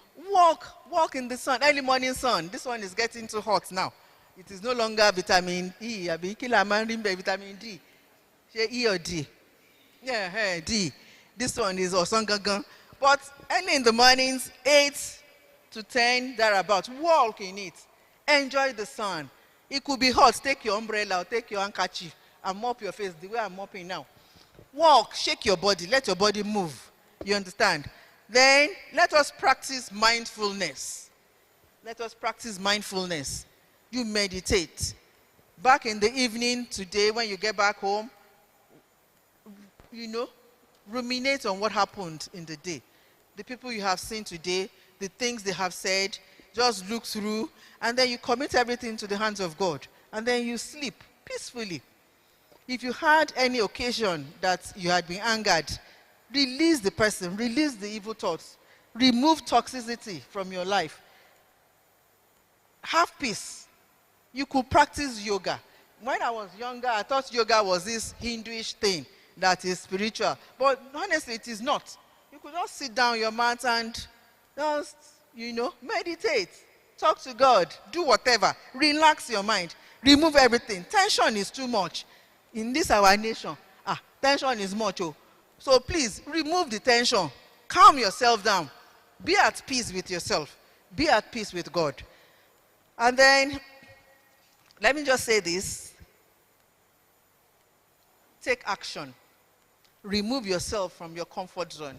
If mommy did not remove herself from her comfort zone as a matron, she would just be counting. In another 5 years, I will retire now. My money, I'll be taking my pension. My children are almost finishing from school. What am I looking for again? But she went back to school, even at that point, about almost getting to retire. And it is not that her profession was failing her then. But she went ahead and became a BSc holder, went for her master's, went for her PhD, went back for another master's, went back. In fact, clap for her. Appreciate her. Please appreciate her. Professor Mrs. Elizabeth Ojo. Appreciate God in her life. So please, let us take action. Let us move on it. Not many of us are 44. Even if you are 50. If you want to go back to school, go back to school. Do something. Go and learn a trade. Go and learn a skill. If you have something you're doing, go and train. Retrain on it. Tailors have so many things they're doing now. So if you trained 20 years ago, and you think you'll be in market now, you are wasting your time. You have to go back and go and learn. There's so many machines out now that you might not be able to handle if you do not go back to go and learn how to manage it. So let us take action, improve ourselves. Let us get out of our comfort zone and move to, you know, new lands, new horizons. And that is when we'll be soaring high. God will help us in Jesus' name. Let us also build positive relationships. People that you know can empower you, not people that would continually drain from you. I'm not saying we should run away from people we should be helping, but also look for people that can help you. Because even Baba Are, I'm sure he's still looking for people that can help him. The president is still looking for people that can help him. So where are we now that we think we have arrived? We have arrived, Abi, we don't need helpers. So please, let us look for people that will help us. As much as we are ready to help others coming behind us, let us look, above us, beyond our level for helpers that will help our destinies. Then limit your negative inputs and keep promises to yourself. You must keep promises to yourself and trust in your abilities.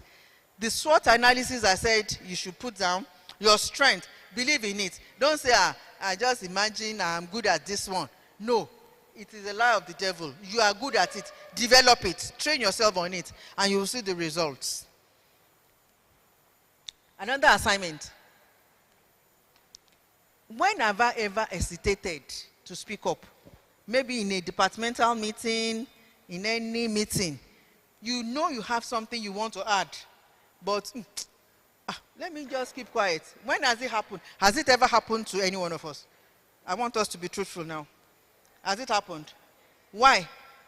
Why didn't you speak up? If you had spoken up, what do you think would have happened? Would it have improved on the situation, or would it have crashed the situation if you had spoken up? Do you have answers to that? It would have improved the situation, but you refused to speak up. Why? I beg, from next week, we are finishing this program on Friday, so it is weekend. Let us go and get born again. From next week, any meeting that we are, so long as we know it is a positive thing, that will add value to what is being discussed, let us raise our hand. Let us raise it. Or if they are not, write it down, pass it to the lead speaker. They don't have to acknowledge you as the owner of the idea.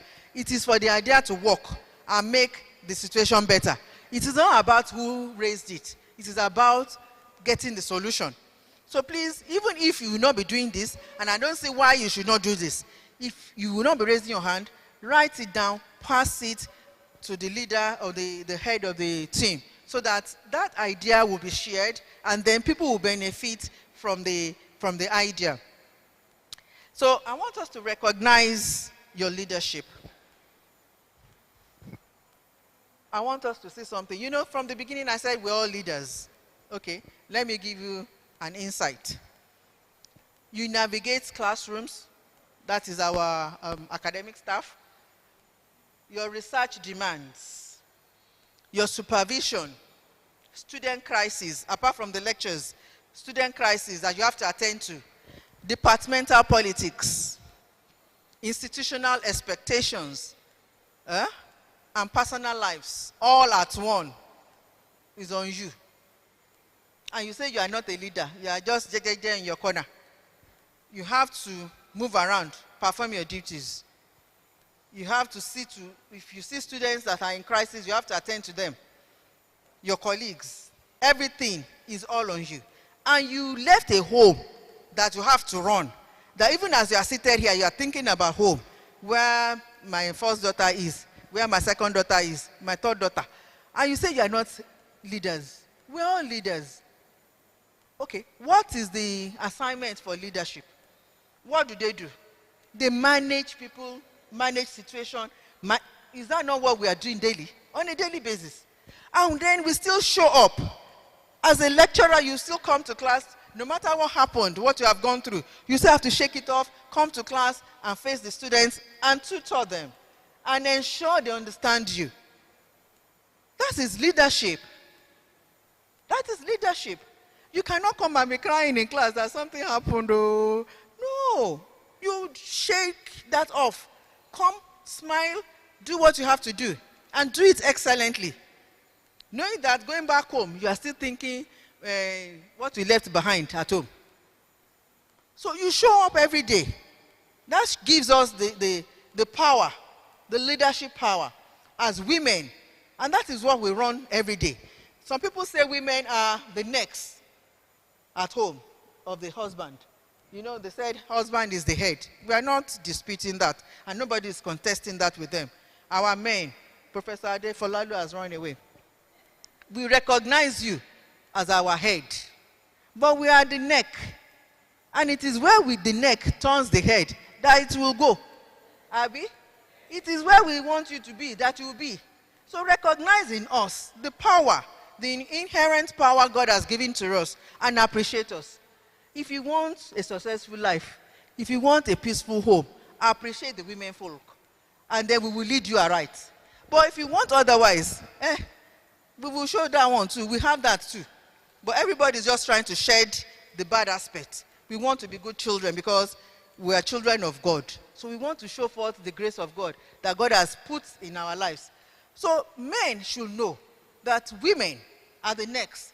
And we choose to direct you the way you behave. If you behave well, we treat you well. Those children will say we treat your, I won't say it here. No, I won't. You know what the Gen Zs will say? I will treat, I won't say it, I won't mention it here.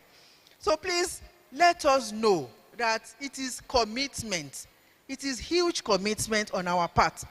Shedding all our personal issues and coming forth to dispatch our duties. The nurses will get to the clinic and still, even if she's feeling a pain in her leg, she will leave that aside.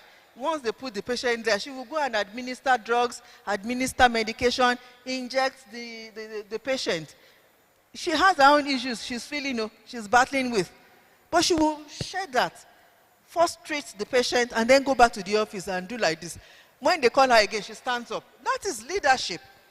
If it wasn't, you would have said, I beg. Me say, I get better I think. I now get time. Today, I no go work. If you see what I want, I won't say anything. I'm not doing any work today. But no, we put all that aside and we forge ahead so that the system does not collapse, so that the system will continue to run. And that is why we have to realize that we are all, positive additions to this university, to the higher education. We are good in what we do because of our qualifications. I'm sure we all went through interview sessions before we were employed, and there were so many people, but they chose us. So that quality they saw in us, when they chose us, let us hone it, let us improve on it, and make it better and better by the day. God will continue to help us in Jesus' name. So, let us go on. I think, okay, another one, I want to just to reflect on this. How have you been leading in your role? From what I've said, even the porter in the hostels is a leader because you have to relate with students. A student is coming back maybe at 4, she has not eaten, looking tired and hungry. You have to manage that student well or else she will react. That's a porter, so at every corner. So I want each person to identify the area where you are leading. Where are you a leader? You might not be the head of the department. You might not be the dean. You might not be the vice chancellor. You might not even be a director. But in that your little corner, how are you impacting on students, on your colleagues, on your subordinates, on your superiors? I want you to jot it down and see how, from the value you jotted down earlier on, you can improve on that your activity, on that your performance. How can you improve on it? Using that value you jotted down earlier on. So I want to call us to action. I want us to walk out of this workshop with 3 commitments. I want us to show up as the most honest version of ourselves. We are good people. We're all good people. But we can have a best personality made out of our lives. The honest version of ourselves. Let us bring it forth and show it in our daily activity. Not even in the school alone, back home, back in the churches, in the mosques, anywhere, in the streets, in the community where we live, when we go to the market. Let us bring forth our most honest person. And that is when you will see the Gary seller that will have heated up the module and will be saying, Gary to unkon, aye unkon.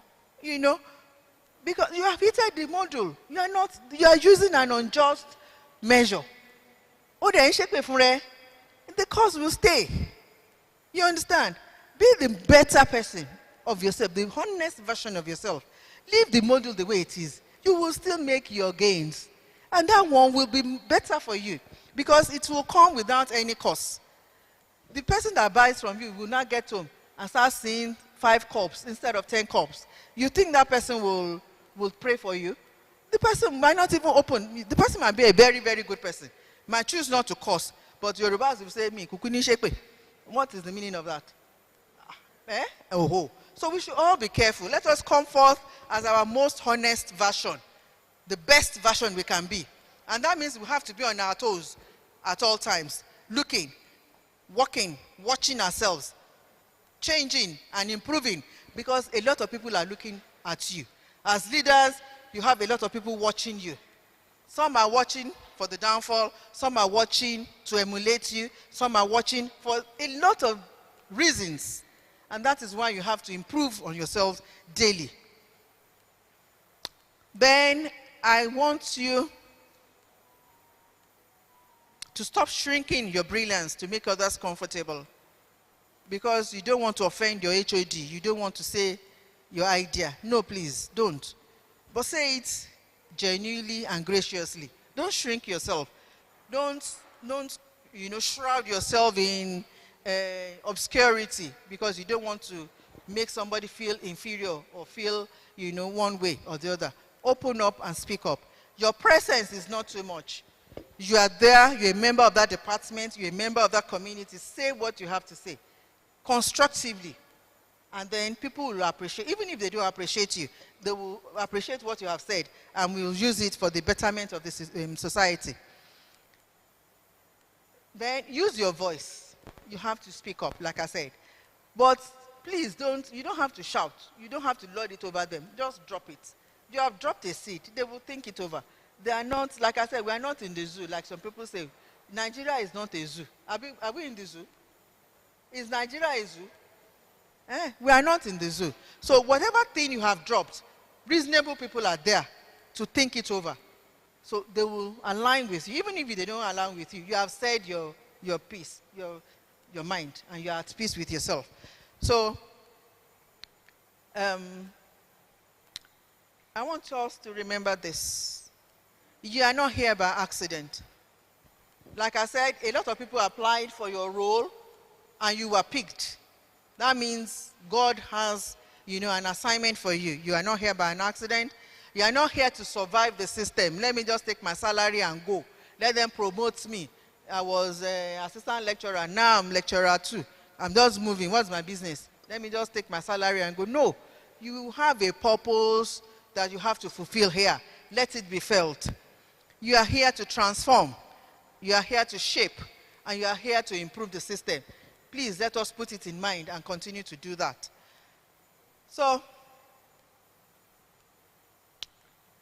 another assignment, but I won't give you. I'll give it tomorrow. Don't say my assignments are too much. Then I will close with this. Leadership is not about perfection. It is about presence. Knowing that you are there. It is about values. It is about commitment. And it is about courage. If you have all these 4 things, people will feel your presence. You yourself will feel fulfilled. You will feel fulfilled because you are committed to seeing the institution rise higher and higher. The institution is rising and is doing well. But with your little contribution, it could get better. And it shall get better in Jesus' name. Then I want you to take a deep breath. Stand tall and commit silently. Or if you want, you can say it out loud here. That you want to embody all this into your actions. Because your leadership matters. Say what, I want you to say it out loud, or you say it silently. That I will be a better version of myself. Please let us say it consciously. That I want to be a better version of myself. I want to improve the society. If I want to improve the society, I have to improve myself. I have to be a better person. Mama is still useful today because she improved on herself. She went back to school. That is our own line. Some of us might not go back to school. We might go into one skill or the other. Let us find that thing, that strength that we have. Let us, pursue it with all our vigor. And we will be rewarded. We can see her as a living example today. She's being rewarded. And she will continue to enjoy the fruits of her labor for long in Jesus' name. So let us pull ourselves out of our comfort zone and push forward. God will help us in Jesus' name. So I have these 3 things for us to say. I am capable. I am worthy. I am a leader. I am capable. Let us do it as a pledge. It's either you put your hand on your chest or you raise your hand like this, like I pledge to Nigeria. Hey, let's pledge to ourselves. I am capable. I am worthy. I am a leader. Thank you so much.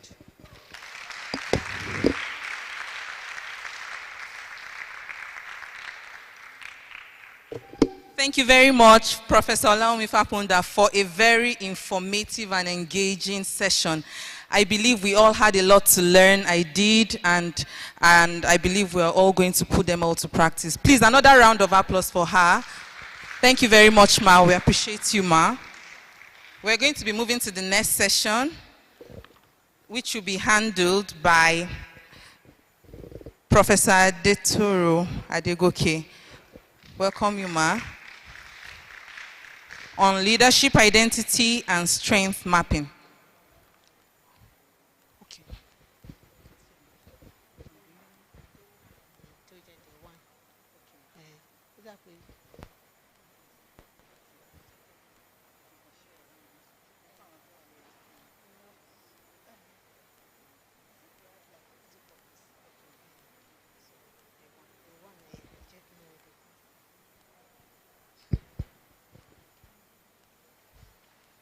I'm trying to remember as a student what Professor Fapo has just told us.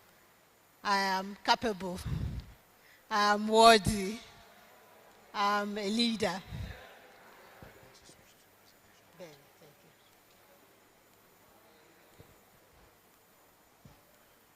you. Most times we don't feel capable, or sometimes we don't feel capable. Sometimes we doubt our worthiness, but we don't need to.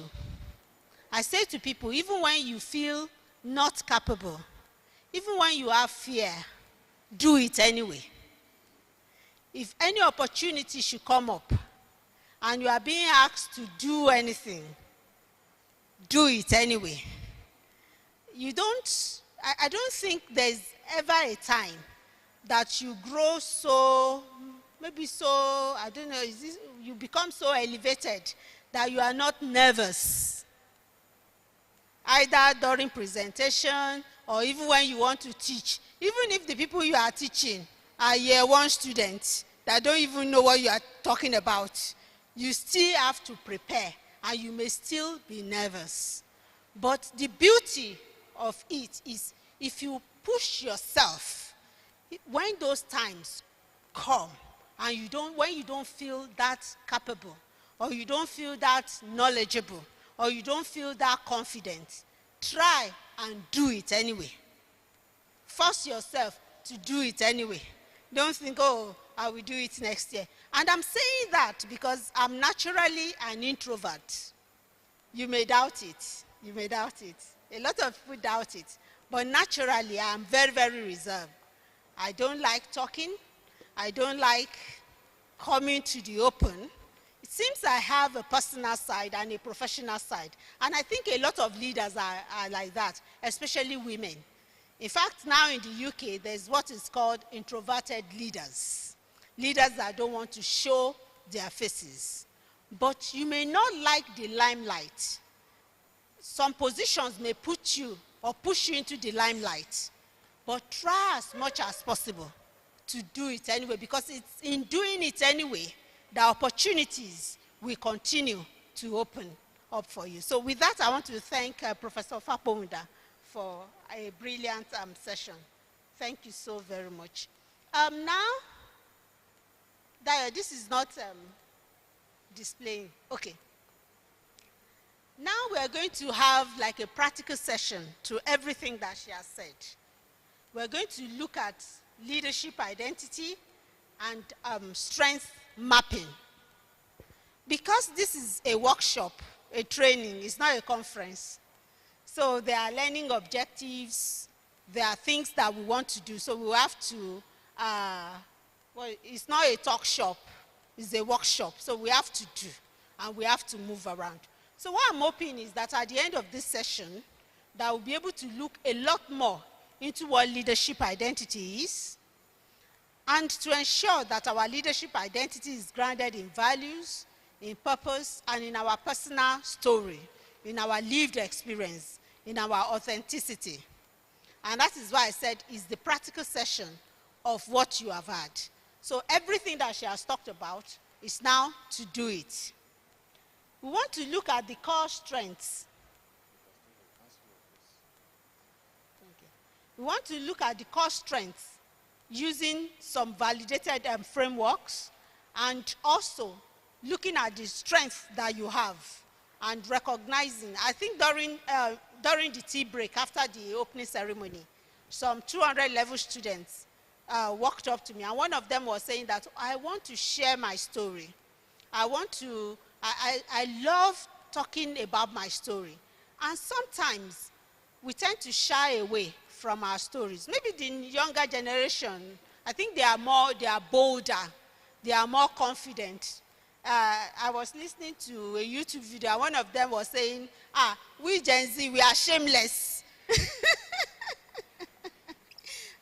You can't shame us because we are shameless. And I was thinking that especially as women, we are most of the time full of a lot, sometimes shame. We don't want to put ourselves out there. And this is not to blame us. I think it's about upbringing as well during our generation, where sometimes women are to be seen and not to be heard.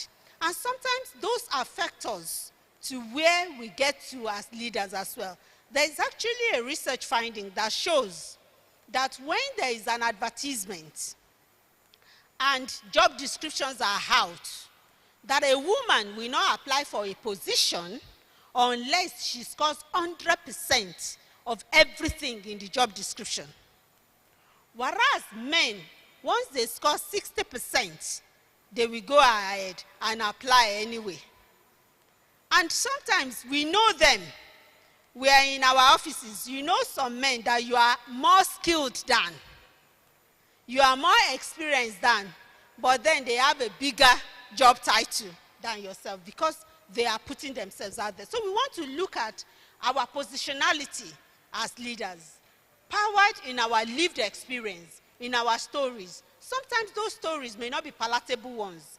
They may be stories starting from adversity, stories that we don't enjoy. Sometimes, just like what Professor Faponda said, it's not to sound spiritual, but some things happen to us because of where we are going to and because of where God is taking us to. And I hope that we'll use this avenue to begin drafting our leadership plan. So we're going to look at leadership. I won't waste too much time on that because Professor Faponda has talked a lot about that. And then talk about leadership identity. We want to do some reflective, so this is much more of a reflective, engaging, group work type of session where we are going to use a lot of student-centered approaches. So maybe I shouldn't put that there. I should ask what leadership is because she already covered it. So what is leadership? What is leadership? Who can remember? Sister. What is leadership? Sister, don't look back, it's you. Who can remember what leadership is? Who can remember? Sorry, I hope I've not put you on the spot. I saw you smiling and I love your smile, so. Yeah.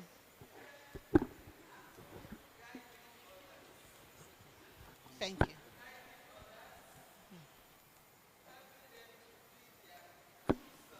Thank you. Thank you. Thank you.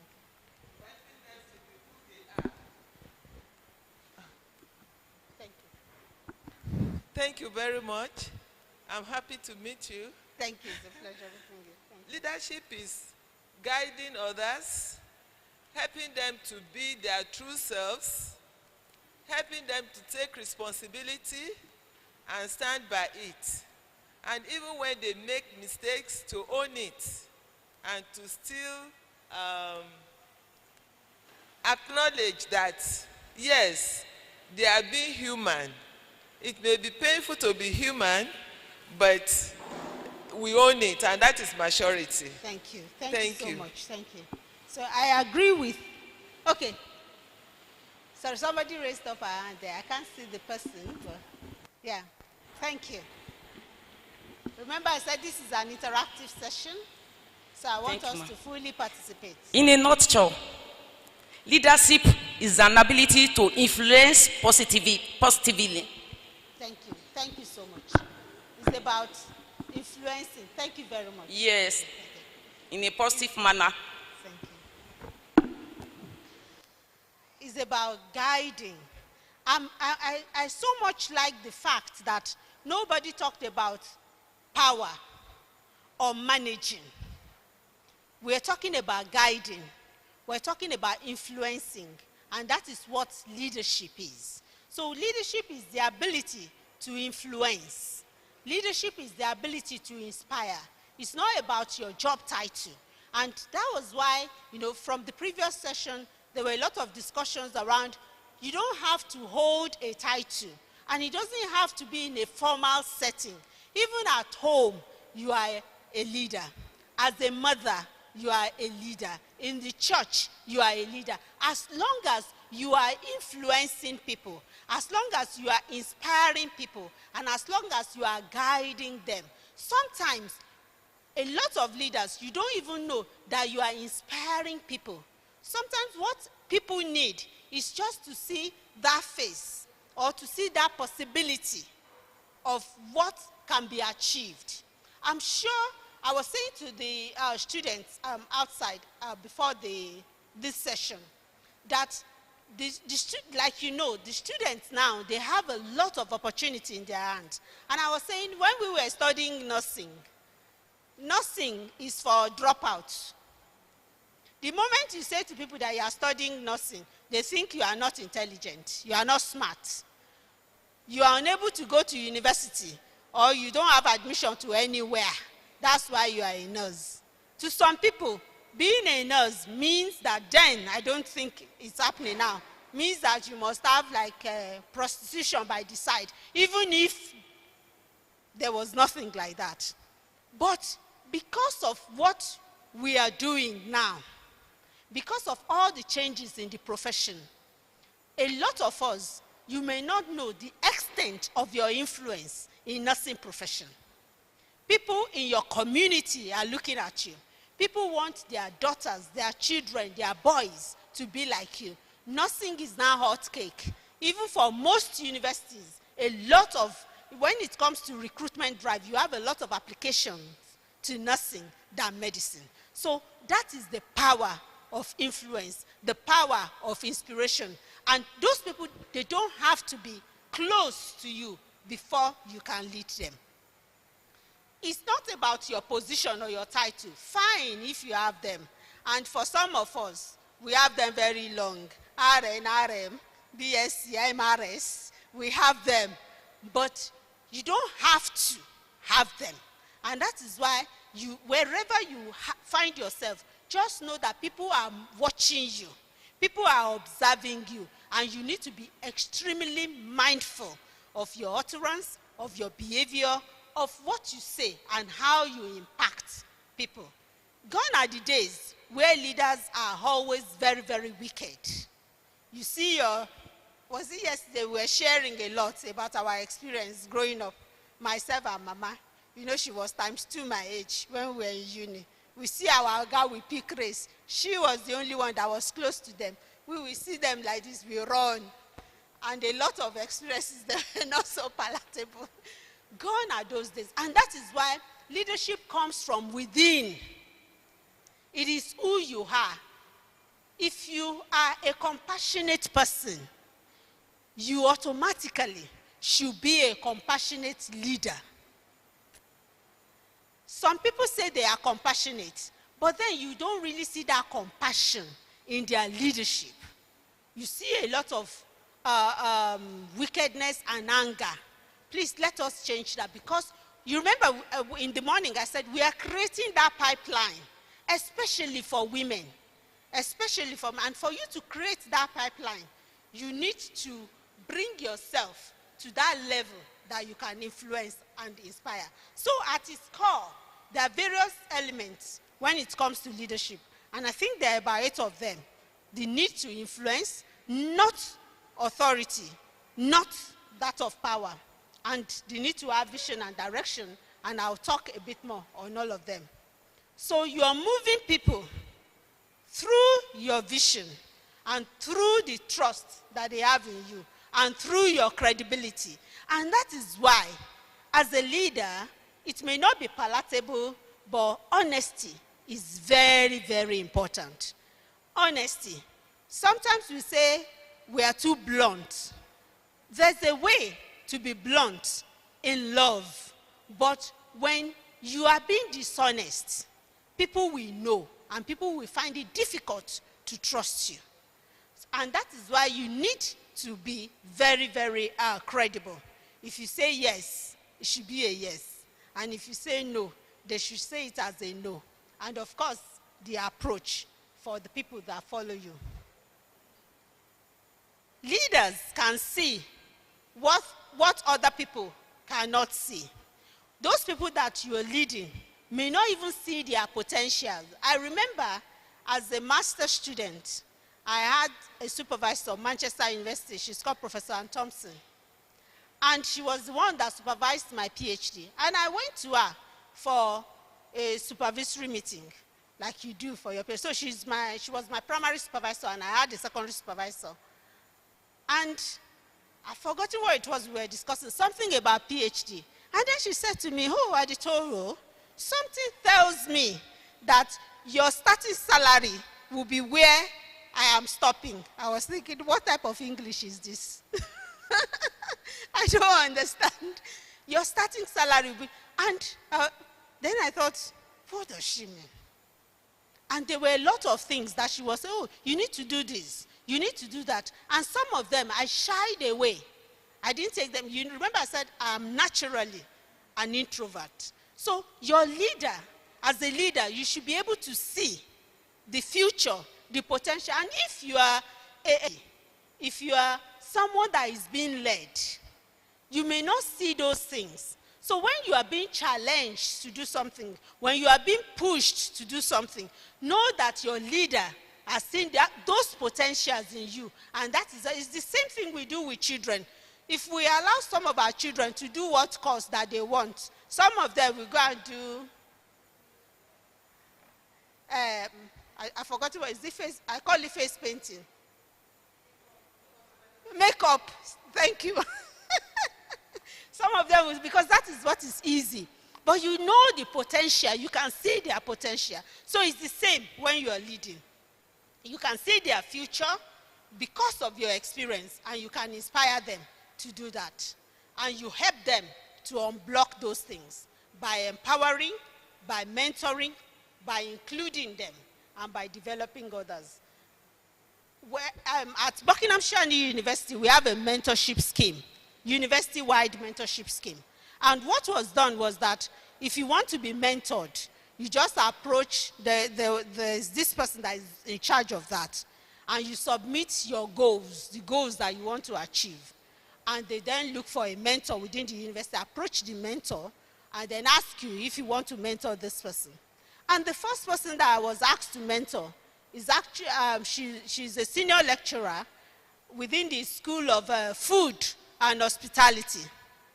And when I was contacted, I was thinking, food, okay, hospitality, I have no clue, hotel management.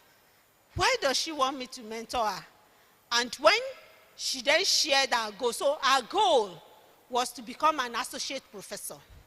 So I am saying this because when you talk about empowering, you are not duplicating yourself. You are not replicating yourself. You are helping as a leader to bring up those skills, those potentials that those people have. So you are not trying to make them yourself. You are not making another Adetoro. You are making, maybe you are Toyin to be the best Toyin in the world. Not Toyin to become Adetoro. No, because we have different personalities and because we have different goals and we have different purpose for why God has created us. So it's about developing others. I always say that a leader builds more leaders. If you are a leader and you have followers, you are not yet a leader until you start building leaders. Until we start talking about your own mentee, being maybe dean somewhere, or being a lecturer somewhere, or being a lecturer under you, or you are pulling them up until they are becoming leaders. Some of our leaders previously, I think in nursing, sometimes then they were not encouraging us as much. But we need to know that we cannot be there forever. So as long as we don't want whatever profession that we are in to collapse, we need to build the future generation. Taking responsibility. Courage. Courage. There are some of us, people that are introverted as well, that shy away from confrontation. You don't just want to offend anybody. But as a leader, you have to be courageous. And we talked about being truthful and being blunt and taking responsibility. Because as a leader, you can't pass the baton. Most of the time, the baton and the accountability especially rests with you. Of course, you can delegate. But you remember that if you're going to be held accountable, it's you as the overseeing officer that will be called to account. Even when there is uncertainty, you must remain rooted as a leader. And of course, your social and emotional intelligence. You understand people, you can see their fears, you can see their motivations, you can see their strengths and their aspirations. Even those fears that they are not sharing with you, because of the love and the type of a leader that you have, a compassionate one, you can see through those things that they are experiencing, and you can communicate that effectively. So I want us to quickly go to leadership identity and to look at what it is. And I say that leadership identity is that thing that guides you from within and determines how you show up. It determines how you communicate. It determines how you influence and how you lead. It's about who you are as a person. And that is why your own trying to be a leader is not about copying, because when you copy someone, that is not who you are. That is you trying to be somebody else. In our university, there is this, is it a slogan that is written on the wall? Be yourself, because everyone else is taken. Be yourself. Don't try to fit in. Try to stand out. It doesn't matter if you are dark, it doesn't matter if you are tall, it doesn't matter if you are short or skinny, or if you have weight. No, you are your own person. Embrace your uniqueness and your difference. So I want to pause here, and I said it's a session about reflection. So I want you to take 5 minutes to write in your jotter, and we're going to discuss it. Write about those things, 3 things that describe you when you are at your best. What are those 3 things that describe you? What lived experience shape who you are?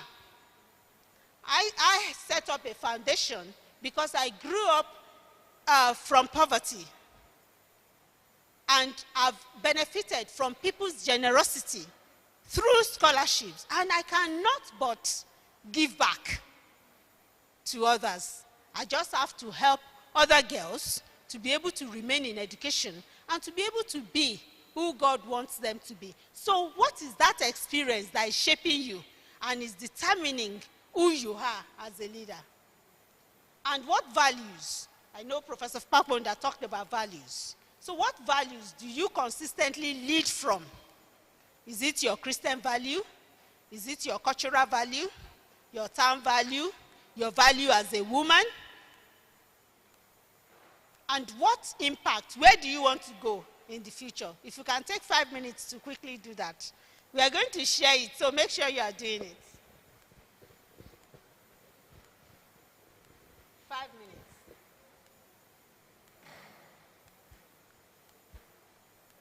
make sure you are writing in your notes. Answer those questions as much as possible.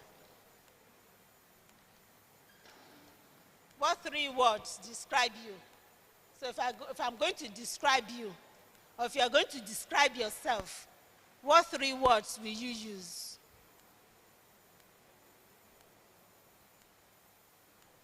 Maybe kind, maybe honest, maybe truthful.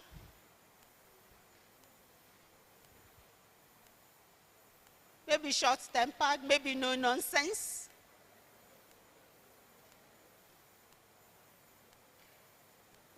What experiences have you had that has shaped you?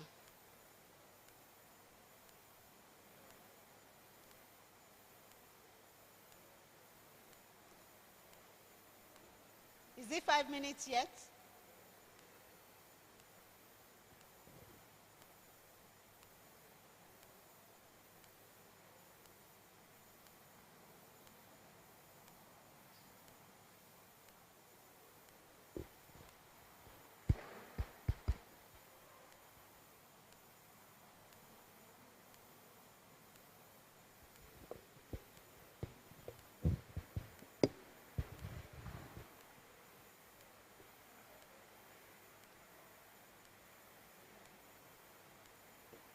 Okay. Can you turn to the person next to you, to your left or right, and then share? So discuss those questions. What are those 3 things that describe you?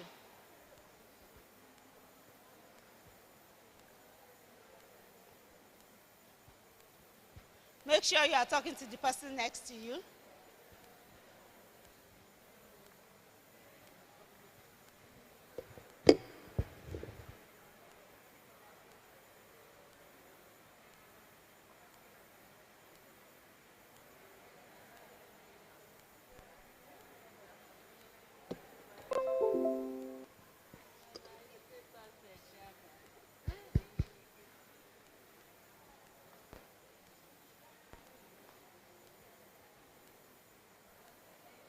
Make sure you are discussing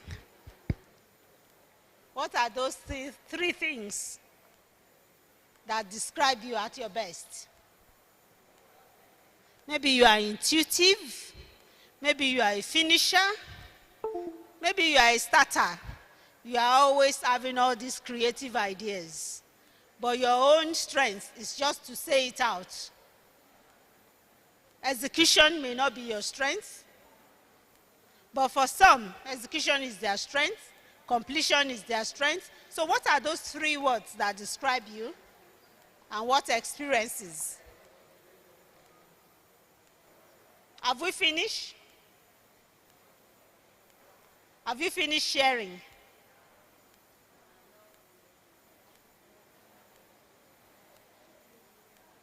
Have you finished sharing? It's not in the handout that you've been given. It's just it's not in the handout.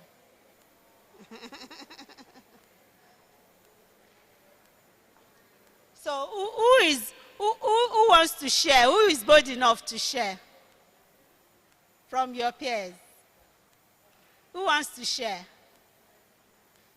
You can share about yourself or what your partner has told you. Yes, please. Do you have a microphone with you?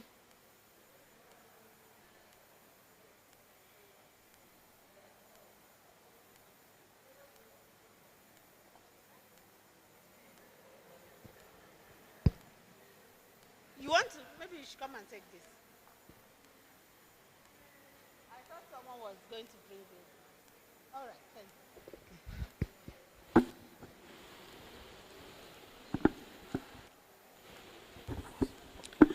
All protocol duly observed. I am glad to be here. From assignment given to us with my colleague over there, I had here for number 1, honesty, courage, and caring. I shared with her about courage. I said, if an individual or as a woman to be a leader, if you are not courageous, you can never achieve anything. Because whether you like it or not, there will be distractions. Wherever you get to, it may be positive distraction and it may be negative distraction. There will always be distractions. So you should learn from that and let that be at the back of our mind. So once you are determined and you are courageous, you keep moving, whether you are faced with a kind of distraction or the other. That is about courage. Now she discussed with me about kindness. She told, my colleague over there, she said our parents happened to be so much kind with her when she was very younger.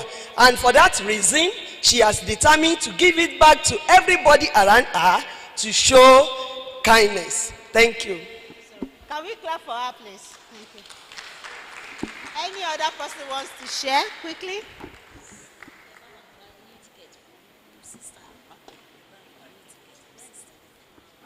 Any other person wants to share? So, if you are trying to be courageous, but you have imposter syndrome, how will you navigate that? Many years ago, there was this policy that was developed nationally, and it was the task shifting policy. I don't know if it's still being used. Where some skills and some procedures were downgraded to choose from nurses and midwives, and I was asked to review the policy. And when I was reviewing the policy, a lot of the things from what we do as nurses were being passed down to choose. And the next thing I did was to go to the list of the group, the committee, and I saw a very senior nurse. I was shocked. I was like, did they just put her name? So I phoned her because I know her very well. I said, you were in this meeting? She said, yes. And I said, and you agreed to all this? She said, Then I was the doctor. Doctor, what will I do now? All of them, Professor this, Doctor this, and that. So she was intimidated. So how do you become courageous when you have imposter syndrome? I think that's the question I'm throwing out.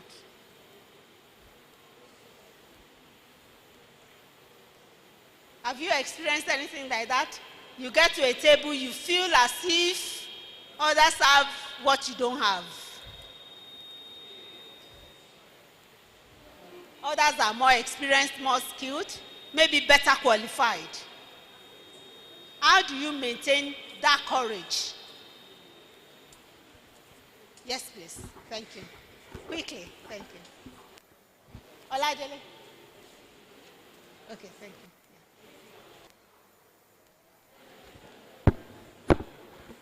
I think it would be best to make whatever you have in mind known. Whether they agree to it or not, say your own and move on, but maintain your stand. Don't compromise. Thank you. Yes, please. In addition, I think we can, like she has said, we can make our intention known politely, like the first speaker said. Then from that gathering, we can make mentors. We can look for mentors from among them to mentor us. Thank you. Thank you. Thank you. Yes, please. Yeah. Last comments. Thank you. Okay.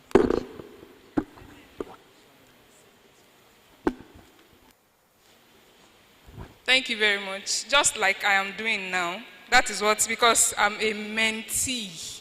So almost everybody here are way far gone ahead of me. So what I will do is to first make my stance known. Okay, I will let everybody know. I'm a mentee here. I want to learn, but this is what I've brought to the table. And before going to such a gathering, because I found myself in such a situation where all the people I had to sit with are professors. and I was invited to say something. I was actually representing another professor. So, well, I don't know what he saw to have sent me to such a gathering. I was begging him, sir, I'm not supposed to be here. So when I got there, I told them, this is who I am. I introduced myself. And some were like, Doctor, this. I said, no, I'm still a PhD candidate. I'm not yet a doctor. So I made them know that. And before going there, I had read and read. So there's a place of excellence. When you have not said rubbish, afterwards you would even have mentors amongst them, because once you have said something intelligent, they will see you and respect you in the little level that you have. Thank you, ma'am. Thank you. Thank you so much. All right. Dr. Ojo.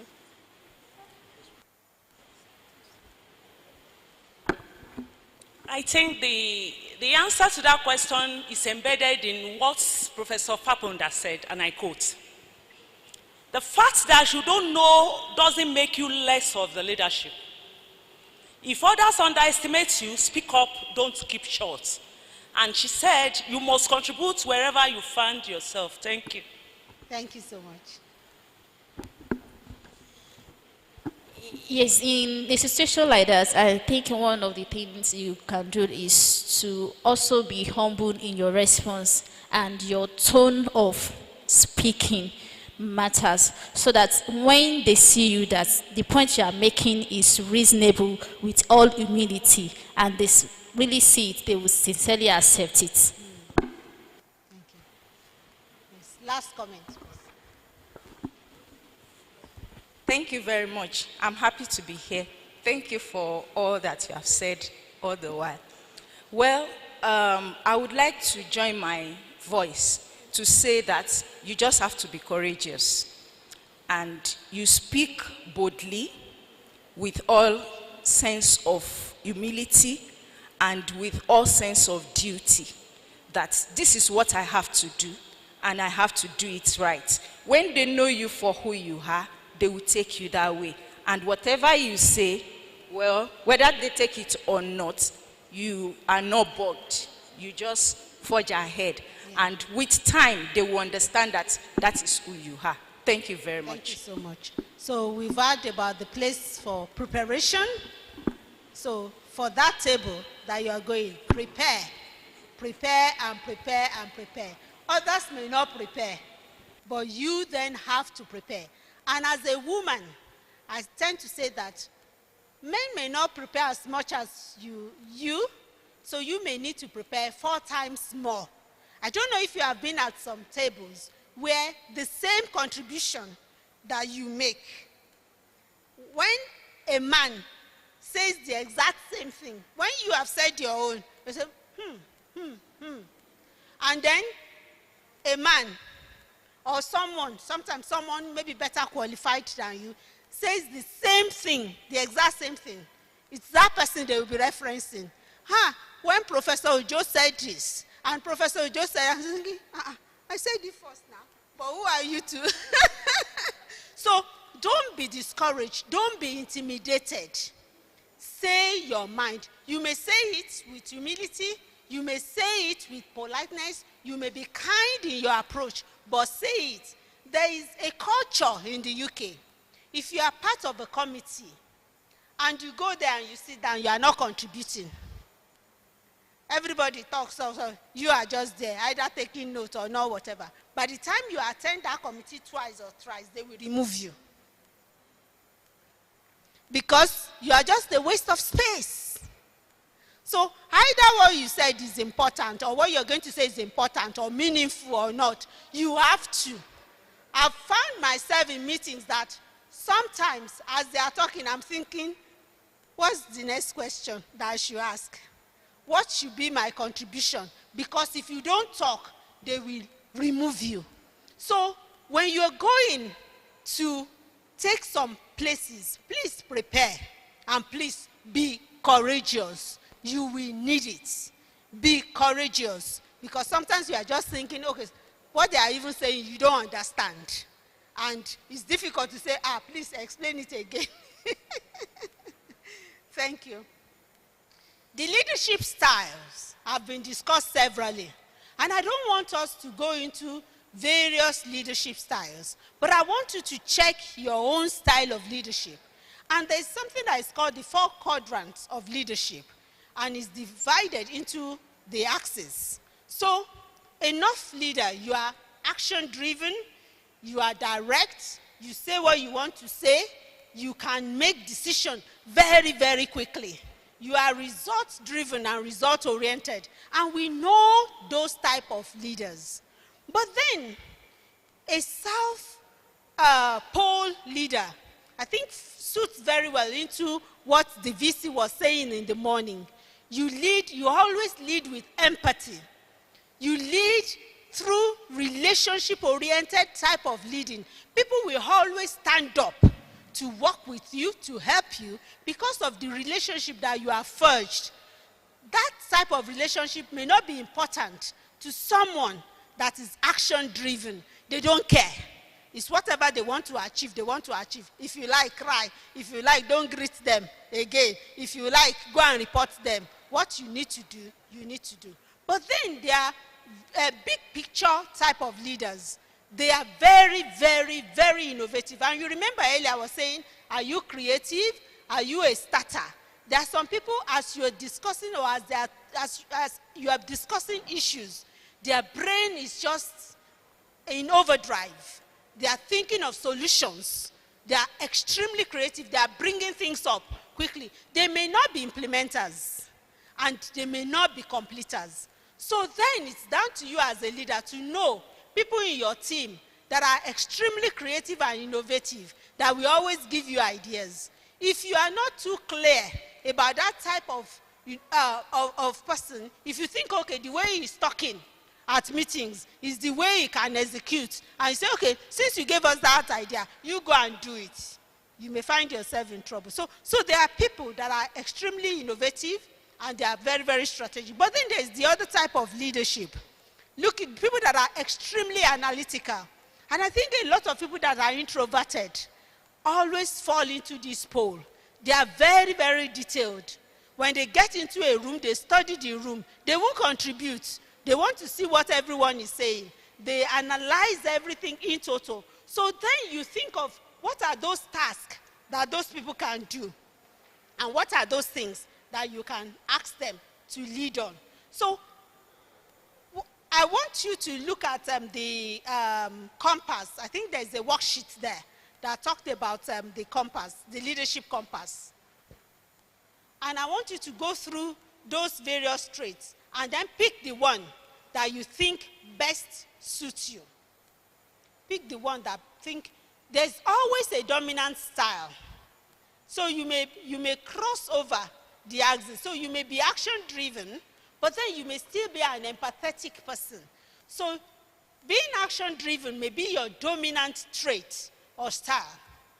But then you may have that empathy, maybe because of growing up with kindness. So despite the fact that you are very, very action-driven, but because you've been brought up with kindness, so that is coming into play as well. So as you are pushing for results, you are still mindful to check on the person that you have tasked to do something. Oh, you don't look happy. Oh, it seems as if you don't look well. Oh, have you eaten? So that's your kindness, your empathy coming in, despite the fact that you are a North Pole leader. So look through those traits and see which one can you identify with as a leader.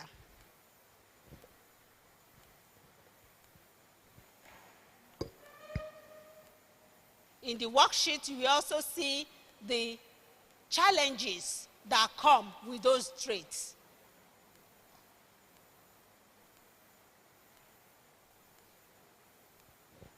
We'll just fill maybe the first 2 or 3, and then you will take it home and fill it, and we'll continue from there tomorrow, or share about it tomorrow.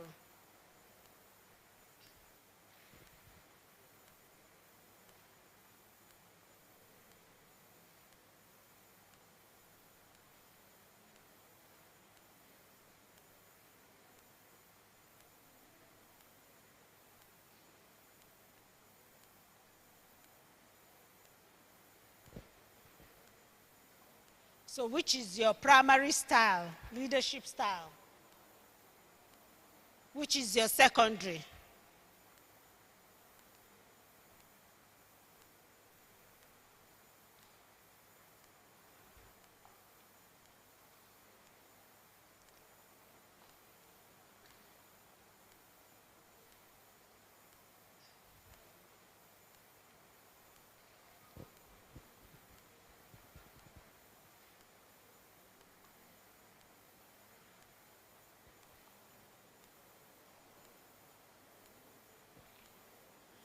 Should we do that in 5 minutes? Is 5 minutes enough? No?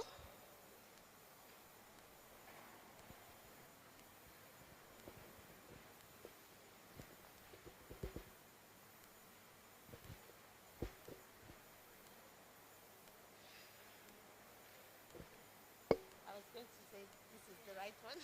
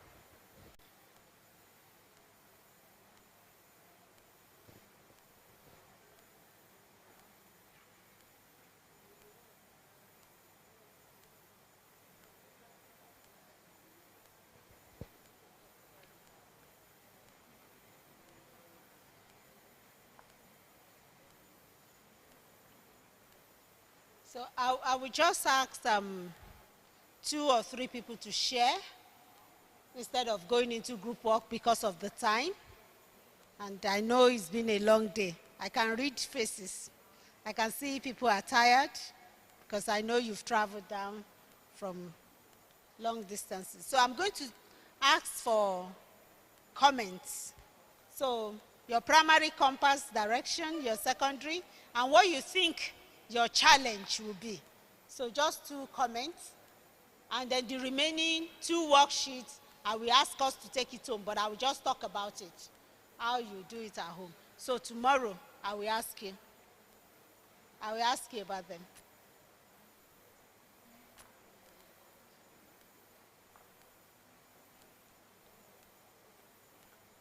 So who want to share?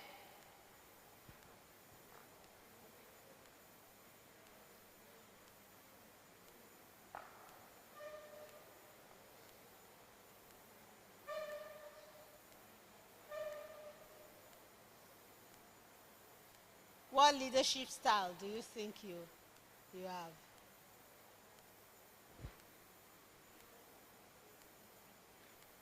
Dr. Akiyemi, you want to share?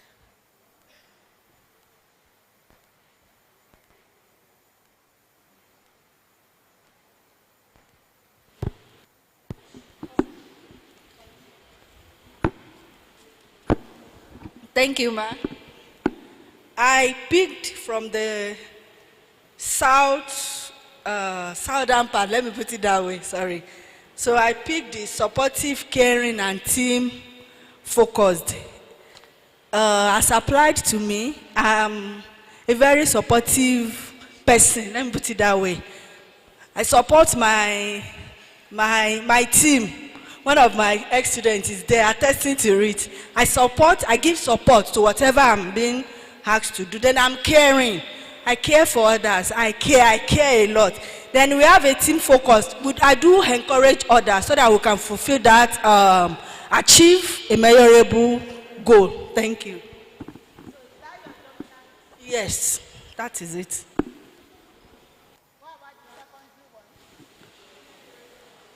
Okay, I'm to pick from each of the quadrants. All right.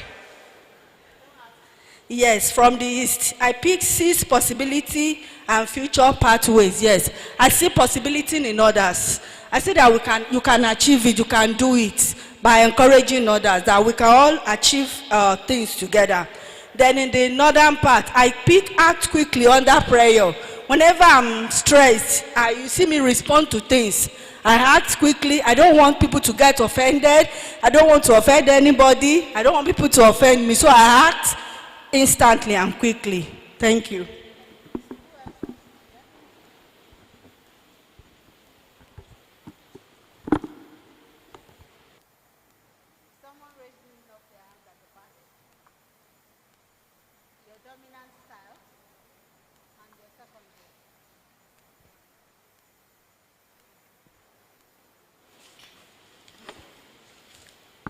Thank you very much. Well, I'm an introvert, so in the north, I can't really say I have much there. So, well, result-oriented and focused, yes, I have that. Then other traits, apparently, when situation, when I find myself in situations that I just act to. Then in the in the south, yes, that's my comfort zone. So I am supportive, caring, then I have team focus. I can push others forward. You do this, you work this way. I can actually, I'm that. Then I'm a very strong listener. I can listen from morning till evening without, just coming in between. I will listen and listen again. I will never be tired of listening. Well, building trust is very easy for me. When you talk, I can easily believe you that she's telling me the truth. Then I'm caring too. Yeah. That's it. Yeah, thank you. Thank you, ma'am. Thank you so much. I think sometimes, when we look at our strengths or those styles, we're not looking at the blind spot or the challenges that may come with it. Sometimes because you are caring, you may find it difficult as a leader to ask people to do things for you because you're looking after them. You will rather take up the extra workload and do it yourself than to ask someone else to do something. And with that, there's that possibility of a burnout as a leader, which you don't want. The other thing also is that when you are too, how do I put it? When you're too laid back because you don't want to confront as a leader, sometimes people may take you for granted. So how do you then balance being kind, but I don't want to say not being stupid or not being taken for granted, being authentic in your leadership? So you have to consciously make sure that you don't put yourself in that position where you have, you show your authority and your leadership, your influence on the people that you are mentoring or that you are leading. This slide is talking about your positionality, and we talked about your lived experience, your story, and the various barriers or privileges that you would have experienced. The next thing I would have loved us to do is to draft our identity statement, but I want you to do that at home, to take that home, because I know it's been a long day. So look at it in the evening, and please complete that. What is your identity statement as a leader? So I'm a leader. I lead from the values of maybe trust, of honesty, of kindness. I create impact by helping people either the less privileged or supporting my team. I'm being known for, maybe for my kindness, for my leadership, and I aspire, maybe you aspire to be your dean, you aspire to be the dean, to be the VC. So what's your aspiration? And how will you commit to that? So with that, I want to say that I want you to take this insight from the session and the session that we had before, in terms of what is that insight that you want to take away from here.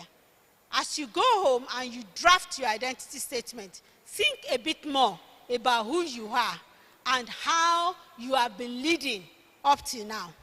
And what are those things that you want to strengthen in terms of what you're doing? And what are those things that you think, maybe I want to change this a bit, or maybe I want to look into like making this a bit better or stronger.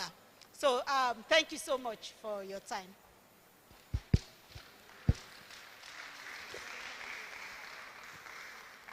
I don't know if we should ask Professor Falalu to give you 5 minutes to stretch, or you are okay. Maybe to stretch, go to the toilet 5 minutes, or you are okay. Do you want to take 5 minutes to stretch? No.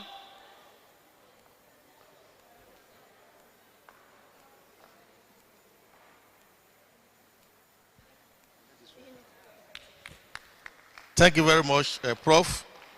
Let's appreciate Prof. Let's appreciate us.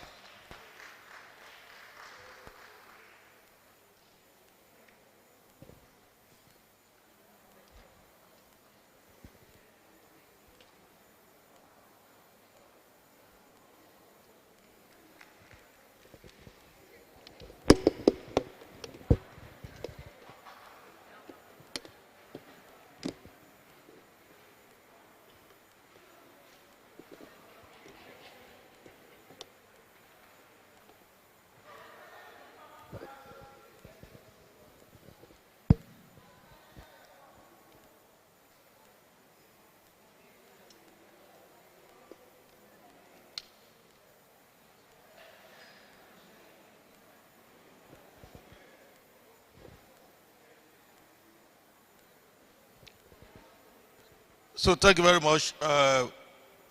Please let's maintain decorum.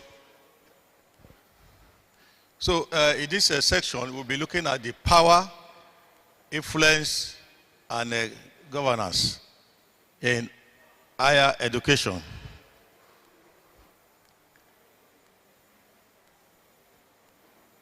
It's not, please kindly project it, please. Second slide. So, in reflection on the power, because when we are talking about the power, we are talking about influence and governance in higher education. So these are three things that are very, very important for anyone that wants to be in a position of leadership. Now let's reflect on some certain questions. And I want us to put ourselves in that position. Because sometimes, as an individual, it's not whether you have qualifications sometimes that position you as a leader. You know, sometimes we have some institution where we have a doctors that's even in higher position than even a professor. You know, basically sometimes leadership sometimes it does not really, you know, attach to whether you are the senior, you know, in your college or in your department. But these three things sometimes can determine, you know, for you to be considered in a position of leadership. So, you know, I'm an advocate for a power of women for leadership position in higher education. Because some of what we look at it that I'm the only, I'm the only one that, and I told them, I said, I'm an hybrid. So I'm in between because I support this ideology. Now, number one, do you believe power in university is earned, assigned, or a mixture of both. Please, I want us to take note of some of these questions as just a reflection of what we should expect in this session. And how much of a leader's power comes from their position, and how much comes from their competence. Number 3, can someone hold power and still be ineffective as a leader? Number 4, how does a cultural hierarchy in Nigeria shape who is seen as powerful in academia? And should power always come with formal authority, or can informal leaders with more real influence? So that is on power. And on influence now.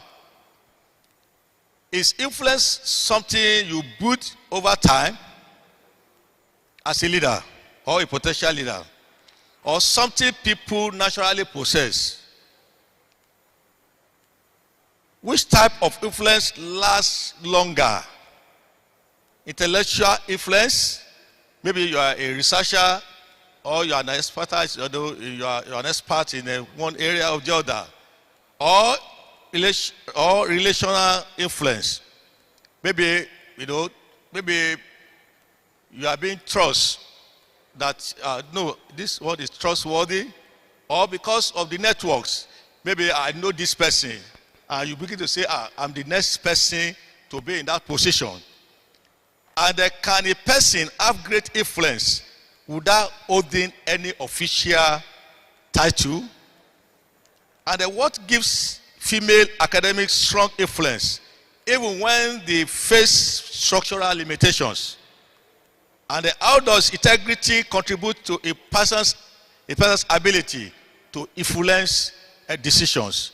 So I believe that I want us to begin to think about some of this, because these are things that if you know the correct answer to it, these are things that could make you to be able to maintain, or to be able to, to put yourself in a position, of a leader or as a potential leader.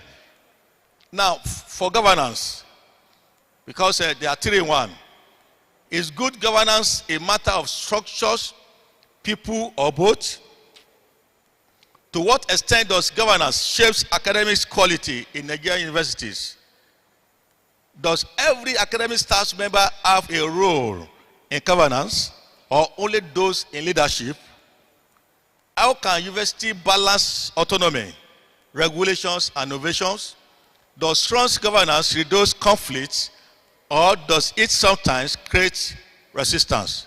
So I believe I want us to begin to look at on some of these questions, and that will really help us in the course of this, for us to really know if you have not really possessed yourself in a position of leader, or you are a leader but you still need, because a position you have today is a desire of others. So, and because we are overused, we always desire for more, better position. So now talking about power, now as I've said, we have power, we have influence, and governance. Now for power, as all know, is ability to make decisions, allocate resources, direct actions, and shapes outcomes within, a system. Also in higher education, power may come from formal authority, such as maybe, you are head of department, you are a dean of faculty, you are a provost of college, or you are a deputy vice chancellor, or you are a vice chancellor. So sometimes it becomes because of the authority position that you have. That's why sometimes if your daughter is a vice chancellor, and you are a lecturer in that institution, you know that even to enter our office, or his office, or you want to enter our office, sometimes you must, be able to, book appointments, and also if I ask you to stand up, you will stand up. To sit down, you sit down.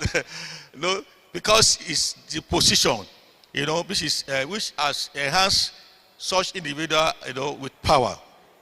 And in simple terms, you can say it's a capacity to act and make things happen within an organization. So, but we're talking about influence now. is the ability to shape opinions, behaviors or decisions without coercion or official authority. So it is mostly earned through trust, respect, knowledge, interpersonal relationships, and also credibility. So in this, university system, as a lecturer, you may be influenced, you may influence your colleagues and or even policy through your performance, through your mentorships, through your character, and also the way you relate with people through your communication.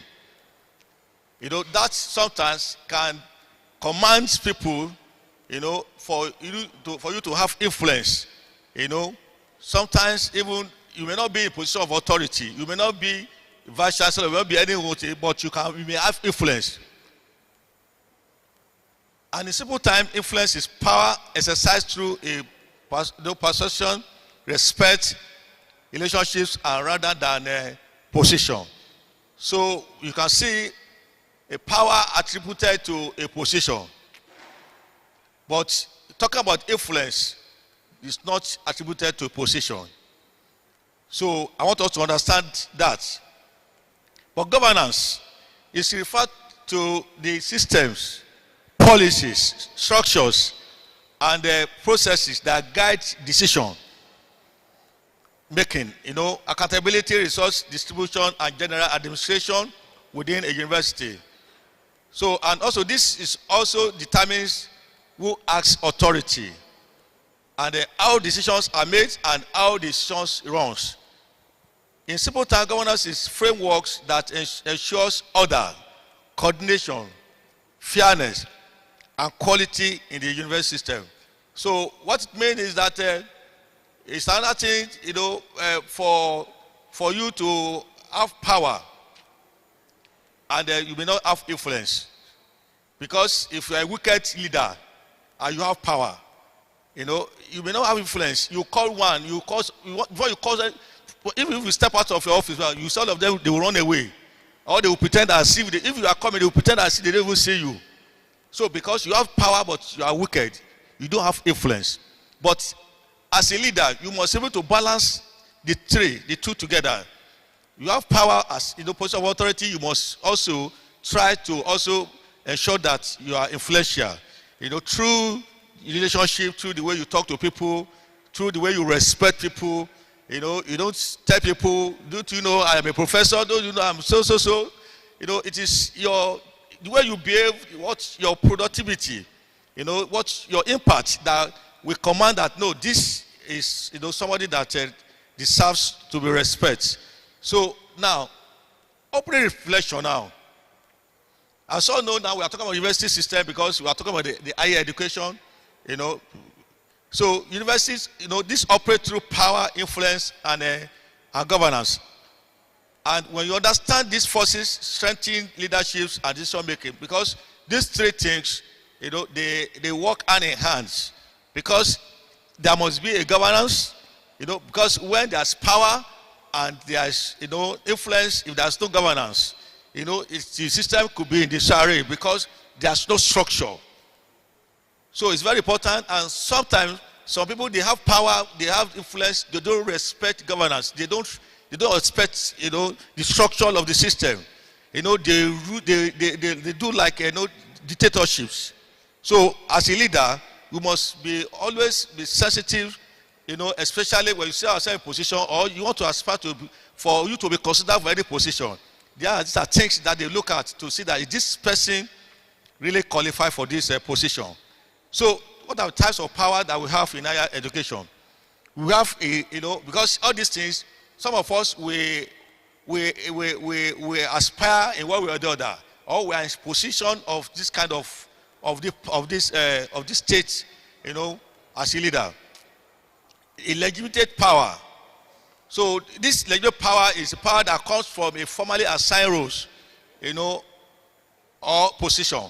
So what it means is that every one of us, we have power. Either, if you are even a cleaner, you have power.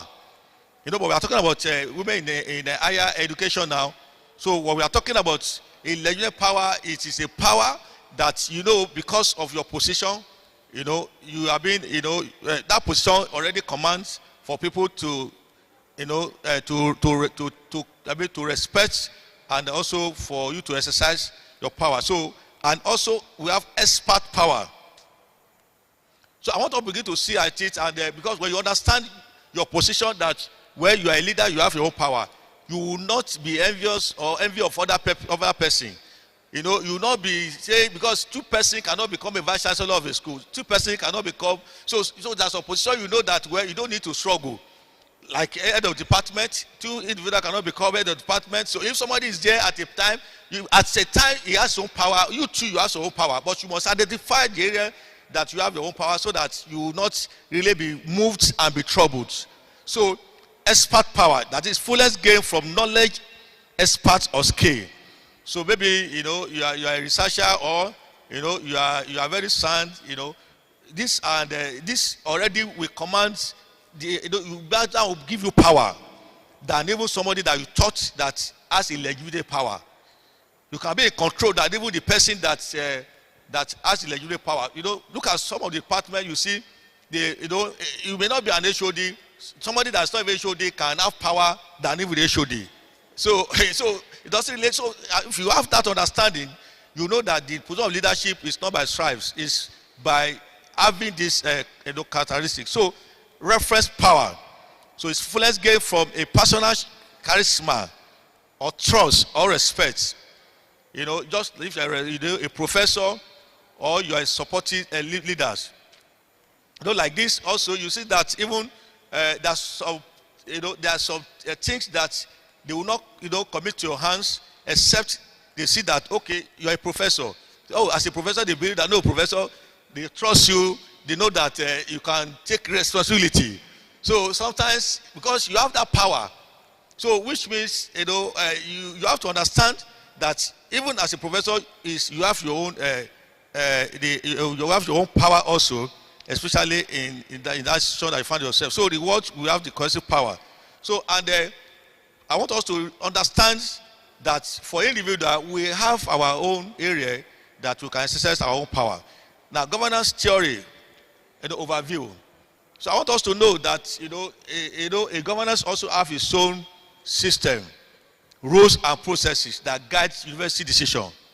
So, and talk about this key governance theory, we have bureaucratic theory, collegial governance, political governance, managerial governance. So it depends, some, you know, it could be maybe because it depends on this kind of system that you find yourself. So there are some things that it can be applicable in a private university, but when you get to government university, it's a different thing entirely. But when you have to understand where you are at that time, you understand that there's a governance theory that binds, you know, where you work. Just as a leader, you're a professor or whatever, and you have to clock. You say, because I'm a professor, I can't be clocking. You know, you have seen yourself that I can actually be, but there's a governance that's a structure for such, you know, for such thing. So, but if you want to be a leader, you must be, you know, be a good examples. You know, there's one time we are coming and the vice chancellor moved towards. It was around that 10 in the night. We are coming from office, and I think just a few days ago, and he was trying to sign out. I said, you are signing out. I said, you are signing out. He said, I have to lead by example. I laugh. So you can see, even it was in the night that nobody even, you know, it could have decided not to do it. But what I'm trying to say is that because there's a structure, so as a leader, you must be a good compliance of a system.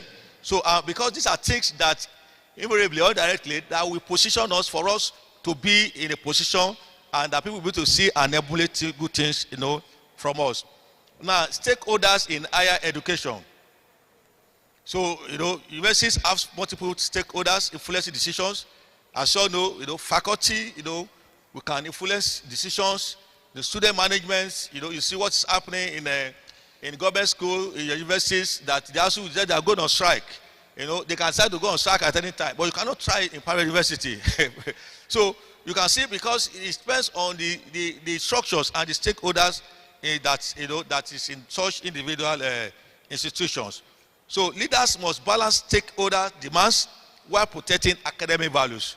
It's very important. And the women leaders often excel in stakeholders, collaboration and negotiation, because there's a way that a woman will listen and will, with so much, be patience and try to understand. But a man sometimes he will just take it as as this is cheating and this rubbish. And so, but maybe one of these days, by the time we have a woman in the position of ASU chairman of this country, maybe there will no strike again.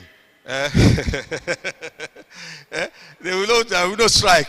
So now, academics versus administrative power. So as I've said, we have the academic power, we have the administrative power, and we have the real power. So, and all these things, it has to be balanced, because the real power balance differs across institutions. So leadership effectiveness is understanding.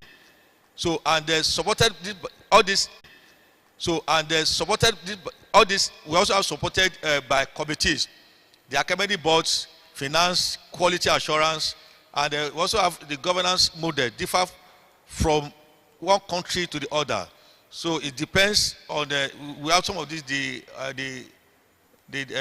program there, but because of time, we will not be able to do it. So we have some of the key governance bodies and their respective fixtures. So like a governing council or a board, their strategic directions, policies, approval, oversight, and the HODs. So which means decisions have to be on either by elections or by 2/3 majority has to agree. But when it's coming from above, it doesn't matter the decision that you have taken, either you are 2/3. But it is very important for us to understand this, so that if you are in a position as a leader, you have to know that there's something that can influence you. There's something that can also make you to be effective as a leader. So we have the faculty committee and so on. So I want us to know one thing, that the highest decision-making body of the university is the governing council or board, and the responsibility is for approving budgets and policies to ensure financial stability, appointment of vice chancellor and principal. So what we are trying to say here is that because when you empower the influence and the governance, you must be able to balance these things together and be able to know that you have to recognize, respect this body. So so that there will be a proper structures, in the system. And also University Senate also, I think, I believe some of us will know some of these things. So this is not included with a board of overseas. So that makes it, differs. Differs. And also and so on for other universities. So, but when you have to understand that there is a model for institutions where you are working, that will give you, a general oversight on how to perform or to exercise your duty as a leader. Now, what are the sources of influence in higher education? What are the sources? As I've said, that sometimes it's not because of a position. It's not whether you are a PhD holder. The expertise, research reputation, academic authority. Research reputation, academic authority. Networks and relationships. Coalitions, alliance, and mentorships. So control of resources, like a budget, space, staffing. So these are things that influence, and also information access. Because if you have access to information, you can be a junior staff, and you have more access to information, that even somebody in the high position will be looking up to you to listen, to have information from you, or the committee, or whatever you belong to. We also have the faculty influence, and this is rooted in expert power or shared governance traditions. Like professors influence academic policies, curriculum, and research priorities. So this can be, influenced by as a faculty, and also strong through Senate committees, peer review. So some of these things also, it can also be influenced. So just like Sometimes at the level of the department, they will tell you that if somebody asks 2 carryovers, have 1 carryovers, he can get to college, they will not wait for such students, and he can get to Senate can give such student amnesty. That's no, let's waive it for, but that is not vested, within the jurisdiction or of the department. So when we understand some of those things, there will be no any collisions, and it makes you to have integrity as a leader. So, and the women faculty may also face barriers in committees, access, or invisibility, because sometimes, there's always, part also, especially some people that they do out in their ignorance of the position they are. So we have some of the common governance challenges and leadership responses. Like one of the challenges is a limited representation. The impact of the women leaders is a fewer women in senior roles reduces visibility and influence. So what is the leadership strategy is for mentorship network, just like what we are doing now here. And many of us, we have never met Professor Ado-Ekiti before, and also Professor Faponda and Professor Babalola. But at least you are meeting them today. It's part of the networks. And, the representation is also very important. Just like, because when you look at even at the level of the Nigerian University, presently we have about 31 vice chancellors that are females in general. So, and in only federal universities we have about 8 university in which even UNILAG, the present vice chancellor is a female. Futa, the present vice chancellor is a female. So it shows that now even in the committee of vice chancellors, the women begin to have voice. And this will shape things, especially in the way people take decisions. And also bureaucratic barriers. Sometimes it could be a setback, so which is a slower career progressions and limited decision across. So also the leadership strategy is skill-based empowerment, process literacy training. So that is what we are also doing in order we train and the trainers. Many of us, we are trainers, we are still training ourselves. So it's because we keep on, equipped with knowledge, and it makes us to be relevant. And the gender bias, before we talk about gender equity, but now we talk about gender inclusion or inclusive. So if we cannot share it 50-50, let's be represented. So. But now we are not agitating for that now. We are agitating that it should be 50-50. Can you say yes if you agree with that?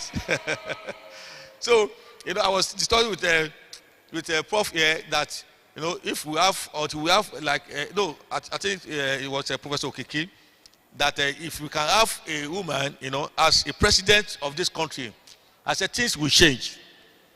So but the challenge we have is that the women, did they really happy, or did they really support for the women colleagues to be in position? So that should be a question that we should meditate. And if you are not kind of person, you agitate for your fellow women colleagues to be in a high position, you need to know that you are not setting a good record. So political interference. So, and the opportunity decision making, and etc. So we have to understand the power in higher education. As I've said, that if you understand, the limitation, you understand, that as individual, as a woman, in an institution, that you have your own power. But it's not until you be in a position that you can influence. Someone that influence can have even, more relevant than someone that has power. But I want you to know that, as a woman, you have to know that, understand power in education, that power is a form of authority that dependent on office. So which means, if you are in a position today, when you seek to be in that position, if somebody will see you, somebody that where you see you will always prostrate. It will see you now, it will even do as if it doesn't even know you, because you are not in that office again. So we have to be conscious that even as a leader, that a position is not forever. So it's always, timely. So that is, if you are spending 8 years, you will finish your 8 years as a tenure. So another person will come there. So, but it's very important for us to understand that, and also expert power from knowledge and qualifications. Cultural influence, resource-based power, networks and relationship, relational influence, emotional and moral influence. So it's also very important, woman, that for us to be empowered, or that, because I know some of us were, and some of us were potential leaders. So, but we need to understand that even a vice chancellor is still trusting that he can become a minister of education. So, which means it has no level. Even somebody that's a vice chancellor will still want to become again. So, how influence, works? How does influence works? Because it's very important. If you are not in power, in authority, or any, but I want to understand how this influence works. Intellectual influence through research, relational influence through trust. Can somebody trust you? Can somebody vouch for you that, no, I trust this person? So, but that is very important, that we should understand that we must live a life with time. It can be built, and you can see that you just will be, highly influential. And the moral influence through it too, see that you are a very decent and moral person. They can be able to commit something. People, there are some things that there are some leaders in them that they will never say, come and be in this position. Yes, there are some things. It could be, maybe there's something that you're doing maybe you're a drunkard. You see some ladies, well, it's not common among the women, but it could be a drunkard, it could be someone that smokes. It's very difficult to commit a position, sensitive position to you, to your hands as a leader. So that moral value is very important for us to upkeep it as. Now, what are the leadership challenges in Nigeria? I know Professor Adetoro, you will tell us the one in UK. So leadership challenges in Nigeria. So every regulations, every regulation could be, when there's a difference, rules.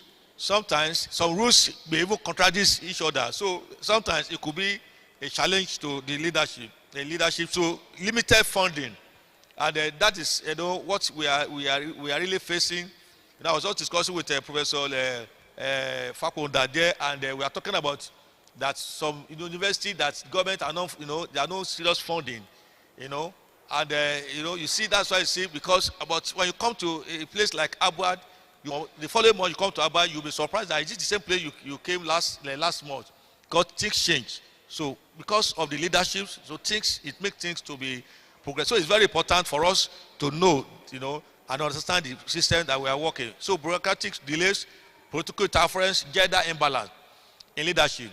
That's why I want to appreciate the leadership of Babalola University. You can see that among the principal, the officer, you see our vice chancellor is a female. Abi, is a woman. Our librarian is also here. She's a woman. Abi, and our registrar is also a woman. So let's clap for Abuad. So you can see, because there's a little, in fact, I can say it's equal balance at the level of at the level of the principal officer. So that is the kind of thing that we are talking about. And gender imbalance in leadership, slow digital adoption. You see so many systems, they find it difficult to adapt. It's still the traditional way of the way they administer their system, either results or whatever. It's the same way they are still using. So, but until we are able to see that we must be able to change with technologies, especially in the area of this artificial intelligence. So communication barriers is also another thing. Now, power, influence, and governance interaction. Now, power without governance leads to misuse. Please, I want us to understand that. When some of us, you can be in a position and we don't follow structures. We don't want to be mindful of the structure. We don't want to be mindful of the system. So we have to know that it could lead to misuse. Governance without influence could also cause rigidity. Because if there's governance without influence, it causes rigidity. Anything they say, But at least if there's influence, there's something that can be changed positively. Influence without power limits executions. It's another thing for you to have power. It's another thing for you to have influence. But as a leader, you must balance it. Because if you say, because you want to, I want to become HOD, I want to become dean or provost, you want to become vice chancellor, and you don't have influence, it will really affect the system, and you may not really make a progress as expected. So please, it's very important that any position you attain, there's expectation, and expectation of your proprietor is always very high. So, and I want us to understand that, and that will really help us for us to perform well as a leader. And as I've said, influence without power limits execution. So it's very important so that you balance the two together. Now, what are the effective leadership behaviors? As a leader, what are the things effective leadership? You must have a clear communication. You must be able to pass information. Don't just believe that you can do things on your own. Emotional intelligence. So you must be very, very sensitive. You must be sensitive about people around you. Don't, when you are coming and you see your administrative staff, you see the way their eyes, they are feeling. Don't just say, you must work, you must work. You must be able to call them, what is the problem? Try to understand and also be concerned. It's very important. Emotional intelligence and fairness and due process is very important. Not that, hey, we come to you, you approve it. The same thing that the B is requesting, you disapprove it. So, and if you are not careful, they are watching you, and if you are not careful, that could affect you to get an higher position, because they will surely mention it that this person is very biased in decision. So it's very important. Fairness and due process, transparency and accountability. You must be transparent. Let people understand your position, and evidence-led, decision making. So these are the effective. Now, what are the responsibilities of the academic staff or a woman in a higher, education? You must understand governance structures, as I've said. You must participate actively in committees, upon ethics and professionalism. Mentor younger colleagues. Some of us, we don't mentor anyone. We just our own. We are just our own. We just want to grow alone. And when you grow alone, by the time you fall, you will not see people to support you. So it's very important for you to mentor younger ones. And because you see, even in Nigeria, you see some of our professors that they are elderly people. They are lecturers of some of the professors there in other universities, that they still came to them that they wanted to get even either adjunct lecturing or the sabbatical, or even as a contract staff. So what it means is that it's very important for you to to mentor people, maintain documentation and due process, and also you respect institutional boundaries. Why this concept matter? Why do you think that we have to emphasize this, especially in this workshop? It's because it helps to reduce internal conflict. Because as a leader, you must ensure that you avert any form of internal conflict, and it strengthens your capacity as a leader, and it improves even the learning outcomes, and it attracts national and global partnerships. So it makes even where you are working to be recognized, and it boosts future institutional leaders, so that they are not just they don't be limited. So we have the policy for recommendation. So I think these are things that when you get the slides, what are the future trends? The future trend is that the rise of digital governance and national power decision system. So we must have that understanding that it's not a traditional way of the way you are doing it before, but because there's a rise of digital governance and artificial intelligence, power decision. So some things have to change because of the technology and the greater demands for gender balanced leadership. You can see now that there's agitation now, as we have also supported the women for balance. You can see here now that sometimes that there's always a greater demand. So, and there's increasing global pressure for accountability and transparency. That is very important. Integration of sustainability and climate priorities in governance, more partnership between universities, industry, and the summary of the key insight now. I want you to take this one home. Power and influence in university comes from expertise. It comes from expertise, it comes from roles, it comes from relationships, and also from resources. And the governance structure shape who decided what council or senate management or committee student or student, maybe a student union in a particular institution. And also women leaders navigate unique barrier but bring strong influence, credibility and collaboration skill. That is for a women's leaders. And also conflict often arise from unclear mandates, maybe funding struggles or external political pressure. So this can also strengthen the governance, to improve the institution, especially where you are working. Now, final thoughts.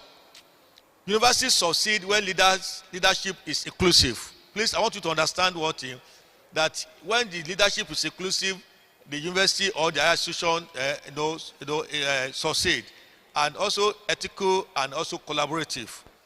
Also, women leaders bring powerful contribution through expertise, empathy. That is, you can see that one among the women's leaders. So, and strategic influence.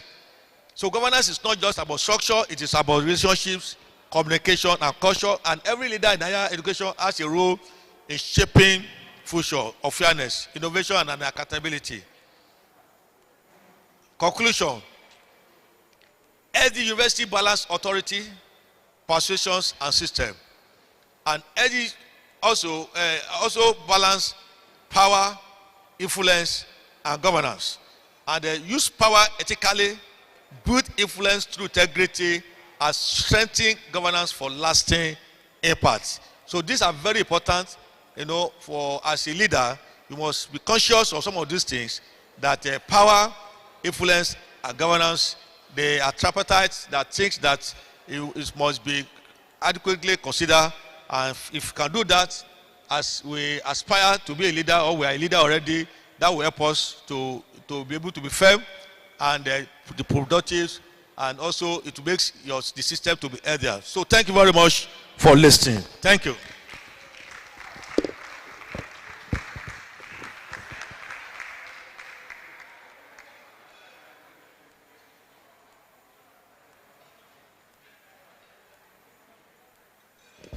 That was a very fantastic session. Thank you very much, Prof. Sir. We are very, very grateful. Thank you for dishing out to us on a platter of gold. And we would adhere to everything, sir. I think that's it. It has been a long day. Are you tired? It's shy. Are you tired? I thought you say them also tomorrow. So tomorrow we'll be starting at 9 a.m. Today we were supposed to start at 9. Some of us came at 10. Some of us came at 11. Tomorrow 9 is 9. 11. Tomorrow 9 is 9. Except I'll start finding you. As you are coming in, I'll be collecting money. Because I'll start finding you. As you are coming in, I'll be collecting money. Because I don't even have tickets to go back. So if I raise money here, I can use it to buy tickets. So if you come late, you are buying tickets for me. So please come early tomorrow so that we can finish early as well. So tomorrow, we'll be starting at 9.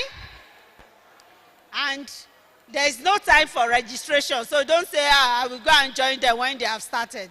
So we are starting with the anthem tomorrow at 9. So please let us come on time. And let us eat, take our food, eat, and enjoy the rest of our evening. Thank you so much. I don't know if someone wants to pray. Should I ask sister to pray for us or volunteer? Okay, sorry. Monitoring and evaluation. So we'll send questionnaires to your email addresses that you have registered with. So please look and complete it. It wouldn't take a lot of your time at all. It's very, very straightforward, short, straightforward questionnaire. So please complete them. And if you have not registered, please register so we can get your certificate ready. And when you are registering, check your names so that your names appear the way you want it to appear on the certificate. So check the spellings, check the way we have, is it